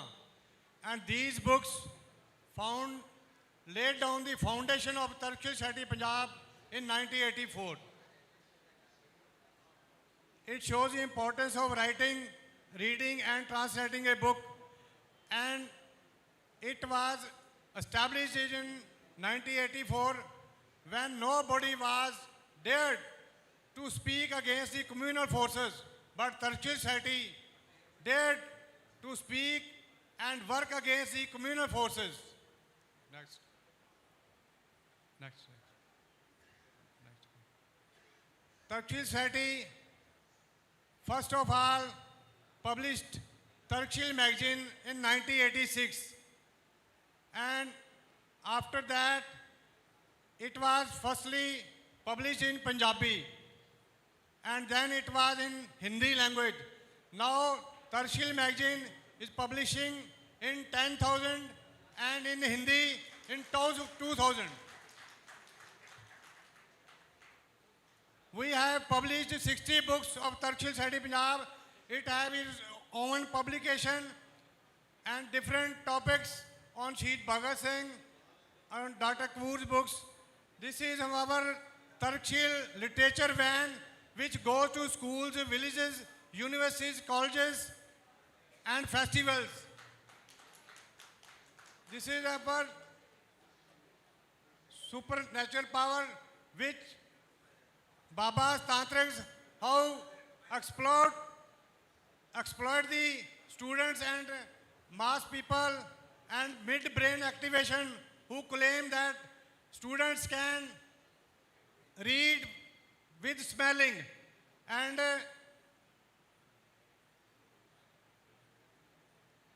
Turkish society have received apology letter from the claimant and claimant returned 1,80,000 rupees to the 15 students.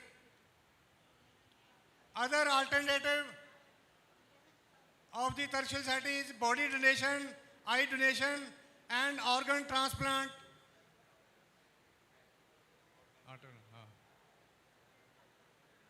This is pictures. This is Sant Mali. We participated in the Simkat farmer struggle in 2020 and 10 lakhs books of Turkish society and Kisan farmer struggle were handed to the farmers. 1 minute more, please.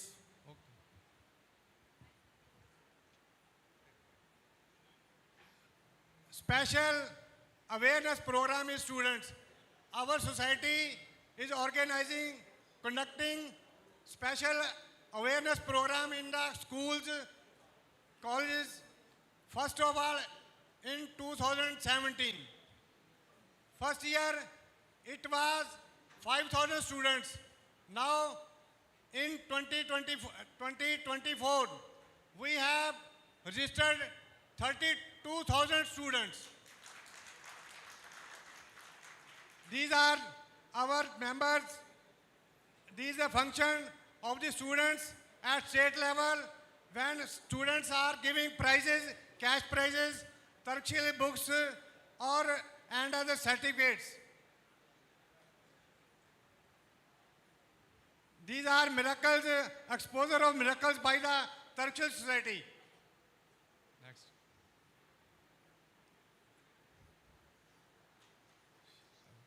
Next. These Turkish melas are conducted by the Turkish society, and this is society's Basha Singh, the renowned journalist, which was a function organized in the Jalandhar against the UAPA, against Ardanti Rai and Professor Sheikh Shaukat Hussain. And march was also organized by the society and mass organization of the Punjab, all the Punjab. This is our memory of FIRA conference 2022.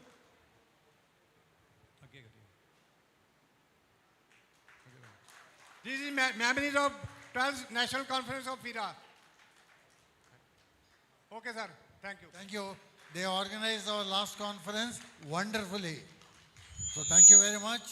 Next comes Mr. Ganji Ishwaralingam from Amma. What that Amma stands for, he will explain. Please come. Thank you, sir. Greetings in the name of humanism to all members, representatives, delegates at this great gathering of FIRA. Dear friends, I am Ganji Ishwaralingam, founder and president of Amma Eye, Organ and Body Donation Promoters Organization. It is a registered society located in Telangana. Our organization affiliated to FIRA. Our objective is to promote among citizens awareness to donate eyes, organs and body. We design and carry out many events, interactive and visual display to send a message and awareness to increase eye, organ and body donations. We work with many like-minded organizations across the country to promote humanism and to improve the quality of life of those who need eyes and other organs from the bodies of noble peoples who passed away and willing to help others after death. Our organization so far till date 28th December 2024 collected 1679 corneas to be made available to those who are corneal blind. The corneas have been given to various eye banks who gave sight to many corneal blind peoples. Collected and donated 12 kidneys, which gave great relief to those who received them by transplants. Collected 6 livers and 1 heart from donors who were brain dead and helped those who were in their need facing life or death situation.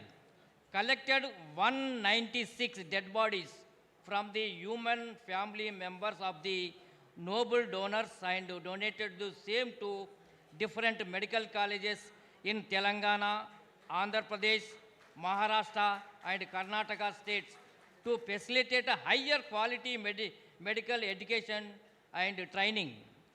Organization 187 programs in Telangana, Andhra Pradesh, Maharashtra and Karnataka states to promote awareness and sensitize citizens to motivate towards blood, eye, organ, skin, body donations. Strive to promote awareness in villages, mandals, districts, towns and cities in both Telugu states of Telangana and Andhra Pradesh.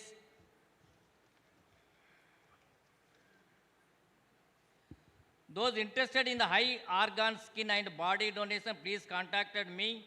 Blood, eye, organ and body donation is a 100% scientific and perfectly healthy way of life. We motivated and promoted awareness among citizens to the need of scientific temper, eradication of superstitions in society. We popularize the awareness of the need of donation after death, life-saving parts of their other living and suffering citizens. We believe and practice in the idea of helping others is not a service, it is our society responsibility. We are dedicated to promote awareness of the importance of eye, organ and body donation. Thanking you for joining the hands in the name of humanism. Thank you. Thank you very much, sir, for keeping up to the time. Now next is Jan Vikas by Manoj Bansal.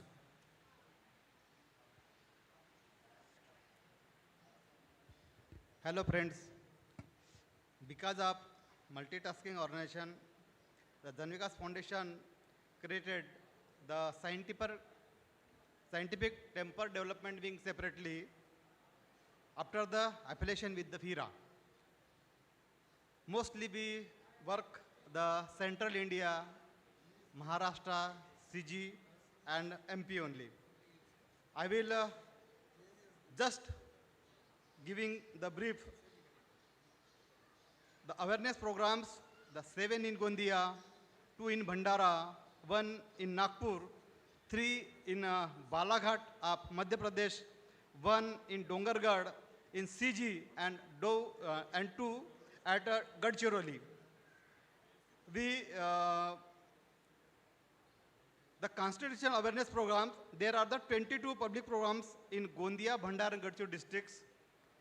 Bhanamati cases, 1 case solved under the Ravanwadi police station at Kasa village, 1 Bhandapot program at Gondia rural police station, the Fulchur village, scientific temper and explanation behind the explanation of the magical tricks in the 16 schools, all those the high schools. We make a new program, the Kishore Vaigyanik Exam Awareness Program. This program organized in the 7 institutions. The astronomical guidance programs, the 3 high schools, 1 group discussion conducted. This is the organizational program. Social and media group also will created.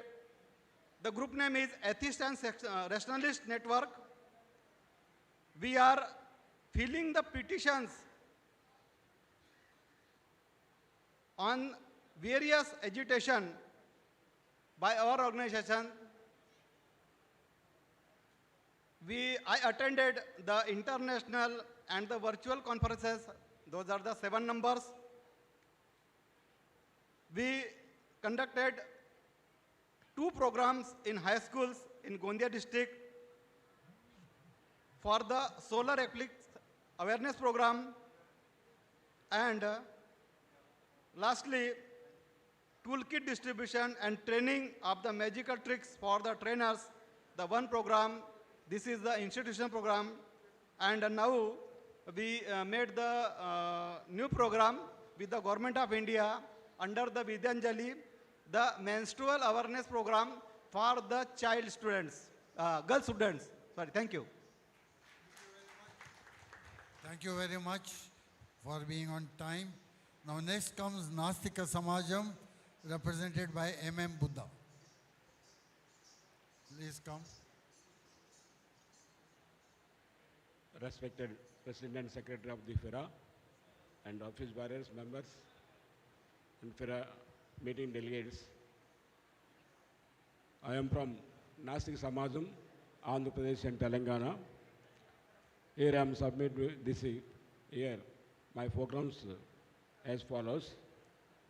On 3rd January, Savitribai Phule Jayanti Sabha is conducted in Tenali, Niti Society office. On 15th January, Tripura Ram Sam Chaudhary Jayanti meeting at Charvaka Ashramam, Mangalagiri.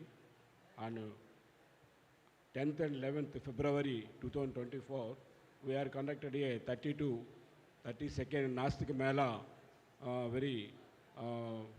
the national Mela is conducted in. At that Nastik Mela, our former president, FIRA president, Narendra Naik is also participated in 2 days, and it will be very successfully. And 31st March 24, from 10 to 5 p.m. conducted a Bhagat Singh and Rajguru Sukhdev Vardhanti meeting at CP office of the Vangolu. And 14th April, Dr. B.R. Ambedkar birthday celebrations conducted in Charvaka Ashramam, Mangalagiri. And 18th April 24, from 10 to 4 p.m., Charvaka Ramakrishna Vardhanti meeting in Charvaka Ashramam, Mangalagiri. And 28th July 24 at 5 p.m. conducted for President of Nas Samajam, K.Veeramani Vardhanti meeting at Vijayawada. And 15th August, we are conducted a meeting on the topic of how to construct alternative culture alternative culture in the society, conducted a meeting in Tenali, the society office. And 9th September, we are conducted a social marriage, Manjushri and Uma Shankar in Charvaka Ashramam, Mangalagiri. And 15th September from 10 to 5 p.m., In AUT's office, Hyderabad, we are conducted atheism study classes. Successfully are conducted. This is our program report. Thank you very much. Now next will be two organizations represented by one person, Akhila Karnataka Vicharavadi Trust and DK Rationalist Association by Mayur Shetty. Though he is representing two organizations, he gets only 5 minutes. Yeah, you present your report. Vanakkam ellarkum. Thank you. Hi, my name is Mayur and I'm truly honored to stand before you today, and thanks for giving us the opportunity to reflect on and present the work that we've accomplished this year. Before I begin, I must say I feel a little out of place because most of you all are wearing black and I'm not. So thank you. And I'm here representing Akhila Karnataka Vicharavadi Vedike and Dakshina Kannada Vicharavadi Sangha, two organizations committed to spreading rational thinking, scientific temper and justice across the society. The year 2024 has been incredibly eventful for us, marked by significant milestones and impactful initiatives. As always, under the guidance of Professor Narendra Nayak and Dr. H.R. Swami and Srinivas Natikar sir and our team, we have reached hundreds of schools, educational institutions, sparking critical discussions and inspiring young minds. And let me highlight some of the events that we've done for this year. So on the 27th of February, we've had Vichara Kranti on National Science Day, which was organized in Bangalore, on emphasizing the importance of scientific thinking, where we've had over 250 participants among students and over 150 adults present. And as for the second event that we've had was also on the 28th September, which was Bhagat Singh's birthday, which was where we've had an event which we called Why I'm an Atheist, which is the book written by Bhagat Singh. So again, we've had a large participation among students and adults for this event as well. And as always, on the 21st of March, every year, we have a protest in support of justice for Vinayak Balega murder, which happened in 2016. So as always, we've had good number of participations for the march. Outreach by Professor Narendra Nayak has always been one of the major events for the year. So for the last 2 years, he's had over 12 tours in the country, where he must have met over tens of thousands of students, which I have been happy to be part of in some of them. And these activities are testaments of a collective effort to create a society that values reason, justice, and equality. I take this moment to extend my heartfelt gratitude to each and every one of you, our team members, supporters, and participants who made all this possible. As we look ahead, let us continue the work with unwavering determination to build a better tomorrow. Let us inspire more minds, question more deeply, and fight for what is just. Thank you. Thanks for finishing on time. Next we have Atma Singh of Rationalist Society, Haryana. Thank you. I am Atma Singh, representative from the Taxi Society, Haryana. Taxi Society, Haryana is promoting scientific temper among the people since 1990. Founder member Master Balwant Singh and Raja Ram Handaya are promoting scientific temper among the students, and so many students are in society now promoting further scientific temper in the society. Major event of Haryana Taxi Society is that very famous Godman Ram Rahim Sarsewala, now behind the bars, and major role played by the Taxi Society Haryana to keep that person behind the bars. So many attacks has been done on the Master Balwant Singh as well as Raja Ram Handaya, who has been tried many times, killed by the member or follower of the Sarsewala. Almost Raja Ram Hadaya has been killed and thrown, but due to the strong willpower, Raja Ram Hadaya survived, and Balwant Master has been attacked many times and also offered blank check to fill the money as you want, but not give any evidence, witness against it.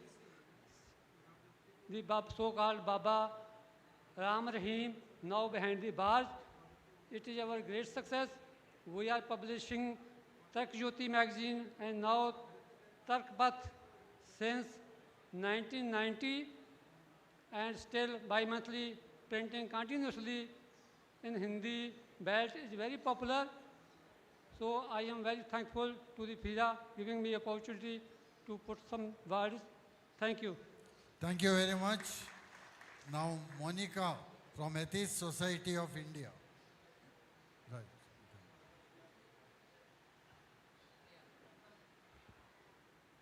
Hello everyone, good evening. I am Monica Sridhar. I am the member of Atheist Society of India, led by Mr. G.D. Saraya Garu. And we do have another organization called SSF, Scientific Students of Federation. As a part of our activities, we have done many activities. Let me just hand over a few of the activities in front of you. So we have done fact findings on superstitions, murders or attacks from the victim families and have reported to respective police stations. And we have organized published mass meetings at rural level in order to educate people with scientific temper and outlook, and also participated at caste level discrimination and women atrocities. We have run workshops for the students, try to educate them at a primary level regarding rationalist, idealist and also superstitions, blind beliefs by doing miracle exposures. We have collaborated with student organizations like AIYF, SFI, PWO, PDSU, ASSA, DSP, which are community and also atheist organizations and also Ambedkar organizations. We have conducted workshops and also educated them on atheism, ideology of Periyar and the history of Periyar, history of Ambedkar and scientific temper. On the occasion of Periyar Jayanti, we have conducted near 10 to 12 meetings all over Telangana at district level. And we have collaborated with government organization called TG Cause, which is science organization and is established based on Article 51AH. And we have conducted many meetings, namely in NIT Warangal and also various schools on various district levels. And we have collaborated with Human Rights Forum and participated in various atrocities against human rights and have done many form findings. And on the occasion of Periyar Vardhanti, we have done and conducted many conferences in order to educate and spread awareness of scientific temper and Periyar ideology. We are propaganda different works on Periyar through social media, publishing articles about current issues like caste discrimination, religious issues and Periyar ideologies. And we are spreading and distributing Veerai Periyar books to schools and colleges in order to get awareness of Periyar works and ideology of the Periyar. Velai Periyar and Jai Insan. Thank you all of you. Thank you very much for having presented on time. The last one report is from Atheist Center, Vijayawada. M. Sai Kumar has been sent to represent them and he will be presenting their report. You get 5 minutes. A happy morning to everyone. So I am glad to say in front of you, FIRA family members with you in front of me. So it is the first national conference of me to speak and share about my views in front of you. So myself, Sai Kumar, AISF, All India Students Federation, Andhra Pradesh State Vice President and National Council Member. So before that, I didn't know I am also believing the God before that. So when I came to the AISF, Say, 1 minute. You have to give report of the activities of your organization. You are not called here to make a speech. That tomorrow you may get a chance. So if there is time. from Andhra Pradesh Atheist Center is giving some social service activities and donating body organs and bodies to the hospitals, medical colleges like that, and educating students and youth movements awareness from the outcome of the godness and defeating from how to defeat the communal forces from the present ruling government of BJP. Like that from the 80s center, we are going to educate the massive movements and seminars, trying to overcome from the students, especially from the students, if they change is the main pillar to the society, So that's why we are trying to overcome to change the society with the help of the students, massive, and conducting seminars in front of the overall from 26 districts of Andhra Pradesh with the help of the Atheist Center of Andhra Pradesh State Council. And also we are going to conduct a Atheist Conference of National on January 4th and 5th, 2025. You are all glad to heartily welcome to for that conference also. Thank you for giving this golden opportunity. And long live Periyarism, long live Bhagat Singh, Inkilab Jindabad, Bhagat Singh Jindabad, Periyar Jindabad. Yeah, thank you very much. And the Atheist Conference at Vijayawada, the World Atheist Conference, is scheduled on next Saturday and Sunday. So please attend that, those who can. Now, the vested interest of a person who is also the National Secretary is going to present about his Scientific Trust Education Kendra, Dr. Suresh Goderao. Yeah, good evening to all of you. I am going to present the report of Maharashtra Andhashraddha Nirmuna Samiti and as well as the Scientific Temple Education Kendra Nasik. Okay. Right now, the Maharashtra Andhashraddha Nirmuna Samiti has completed the 35th year and parallel to this conference, our celebrations are going on in Pune. So yesterday there was a national conference to celebrate the 75th year of the Indian Constitution, and today and tomorrow the Maharashtra is that the state convention is going on. So that's one at a state level, a large program is taking place right now. Okay? We are taking out every month a Andhashraddha Nirmula Patrika, that's our magazine, and it has a circulation of around 2,000. It is circulated to 2,000 people all over the state. We organize the training of trainers program so that since we are having more than 350 branches all over the different districts of the Maharashtra and maybe around 5,000 number of activists spread throughout the state of the Maharashtra, so we train them on the different levels.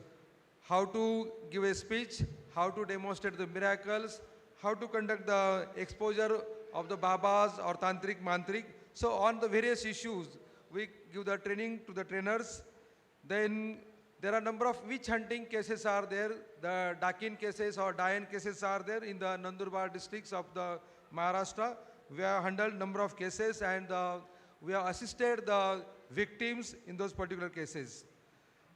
In Maharashtra, after the Act came out in the year 2013, so almost in the last 11 years, we are able to file in the various police stations more than 1,500 cases. And in some of the cases, the judiciary also given the remarks and the people are behind the bars. Then we have conducted the National Scientific Temple Day celebrations on the 20th August, and that activity is now at the national level. Many organizations, they are conducting that is the 20th August Martyr Day of the Dr. Dabholkar, which is celebrated as the National Scientific Temple Day. And throughout the state, throughout the nation, many activities are getting conducted. One of the person, that is the Bageshwar Dham or the Dhirendra Shastri, who is much popular in the northern belt also. He has tried to come in the Maharashtra, but the Maharashtra Andhashraddha Nirmuna Samiti and the ABNS also, they oppose. We have filed their cases in the various police stations in the Maharashtra. Recently, he doesn't enter in my district, that is the Nasik. He cancelled his program. Then for the intercaste and interfaith married persons, there are always many threats are there. So the safety home, which is a provision given by the court, that is the Supreme Court in the Maharashtra, we insisted the government of Maharashtra and the police of the Maharashtra to have the safe homes for these interfaith, interreligious marriage couple. There are n number of activities are there. We have completed 35 years, and we are also guiding to other organizations also in the nearby states. We are also representing our activities at the national and international level also. I think that is sufficient. Okay, thank you. Thank you very much for finishing on time. Now there is an announcement. All member organizations of FIRA have to renew their membership. Yeah. To Mr. M.M. Buddha, in the absence of our treasurer, we are unable to give receipts.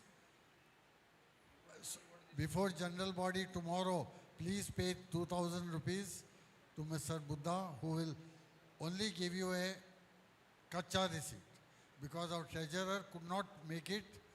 So please remember this, only for member organizations who are already members. And tomorrow afternoon, our general body will be taking place in one of the lecture halls of the Pharmacy College, and for that, each organization has to send 2 representatives for the members of the EC of FIRA tomorrow. And we will be discussing our internal matters there. So we have to thank our member organizations for having presented the report well in time, and our report presentation is over, and I do hope our activities are known to you now. What we have done in the past 2 years has been presented in a very concise manner to all of you. I thank Dr. Veeramani for having come here. And do you have anything to say to us, sir? Do you have anything to say? Do you have anything to say? No. So we thank you very much. So we wind up our meeting and we go on to the next, the entertainment program, and the organizers are going to take over. Thank you very much.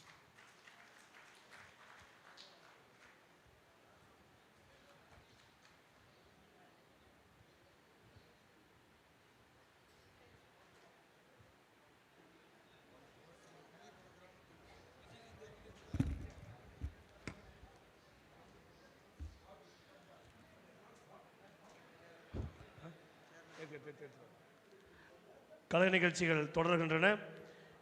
அன்பு கூர்ந்து இருக்கையில் அமர்ந்து கலை நிகழ்ச்சிகளை கண்டுகளிக்குமாறு அன்போடு கேட்டுக்கொள்கின்றோம்.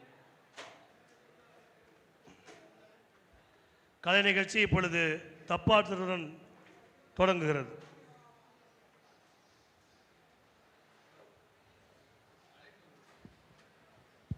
Check, check. Check.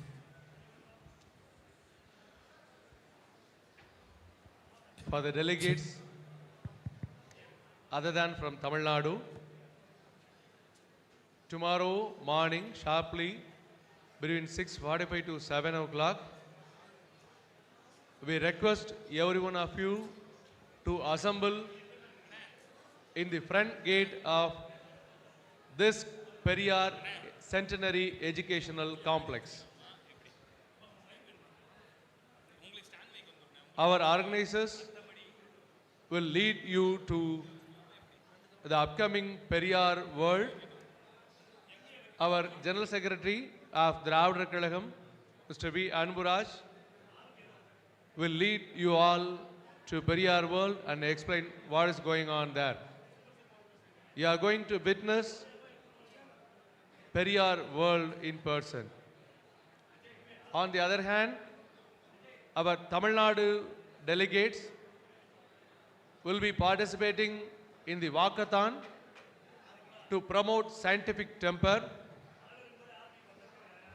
which is going to be inaugurated by Tamil Nadu Minister Mr. K.N. Nehru in the presence of our beloved leader Ashriyar K.Veeramani by 7 p.m. at the central bus stand of Trichy. So, Tamil Nadu delegates will participate in walkathon event. After that, from 9:30 onwards, We have programs continuously here in the same auditorium. We'll be having academic sessions, special seminars. Tamil Nadu Minister, one of the Tamil Nadu Minister, a rationalist too, Mr. S.S. Sivasankaran, and our beloved Austrian are going to address the gathering. And we have 2 more academic sessions tomorrow. After that, we'll be having a public session for the Tamil audience, and our former Union Minister, Mr. A. Raja, and the famous actor and a rationalist, Inamurasu Satyaraj, is going to participate and speak as well as in this program. So kindly be prepared to visit Periyar World tomorrow morning. Before that, we are having Parai Isai, the traditional music form of Tamil Nadu. And then we are going to witness Mantarama Tantarama, that is demystification of magics and superstition program is going to be held. Mr. E.T. Ganesan is going to conduct the event. Now, Parai Isai.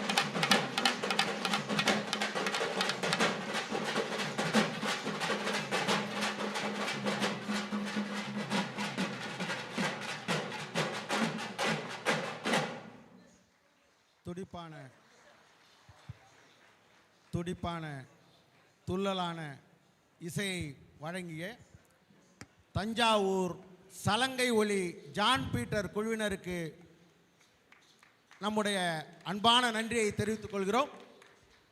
Avadi Ramalingam அவர்கள் ரூபாய் 200 வழங்கியிருக்கிறார், அவருக்கு நன்றி.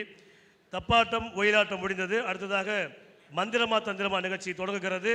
இது முடிந்த பிறகு நம்முடைய கிரவுண்டில் ஃபயர் நிகழ்ச்சி நடைபெறும். அவர்கள் நெருப்போடு விளையாடும் நிகழ்ச்சி நடைபெற இருக்கிறது. எனவே அதையும் கண்டுகளிக்குமாறு அன்போடு கேட்டுக்கொண்டு இப்பொழுது மந்திரமா தந்திரமா நிகழ்ச்சி தொடங்குகிறது. Thank you, Mr. H.R. Swami is presenting 500 rupees for the, to the team.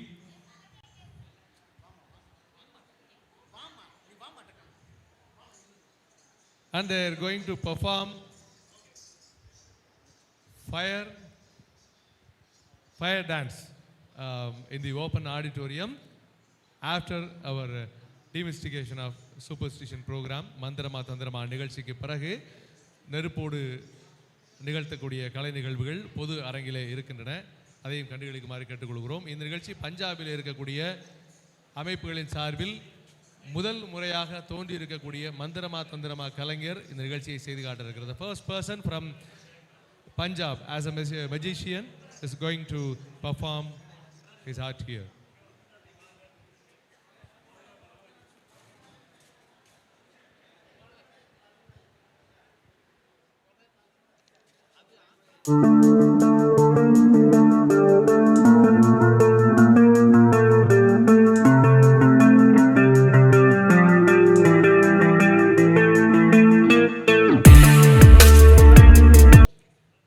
Great Punjabi music. Going to present great magic before you. Open your ears to listen, concentrate your eyes to check the cleverity, to check the science, to check the tricks behind these magics. If you be able to find the reason behind these magics, you will definitely explore the tantric babas, biggest babas, so-called babas. Music on.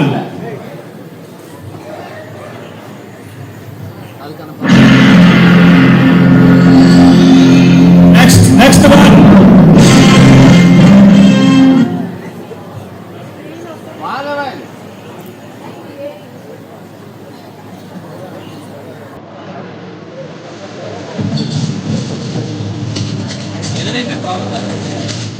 Volume up.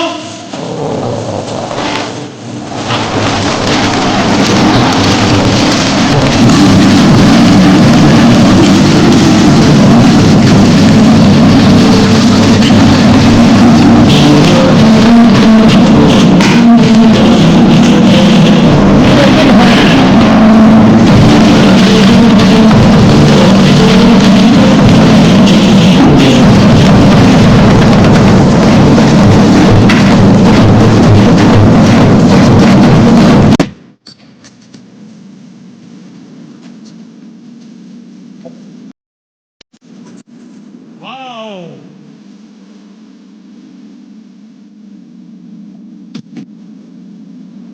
Give me a big hand.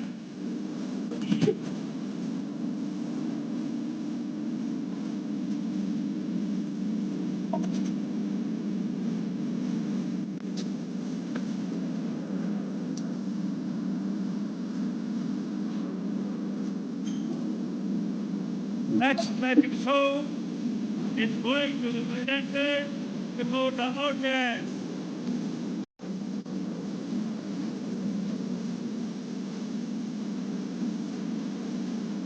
Wow.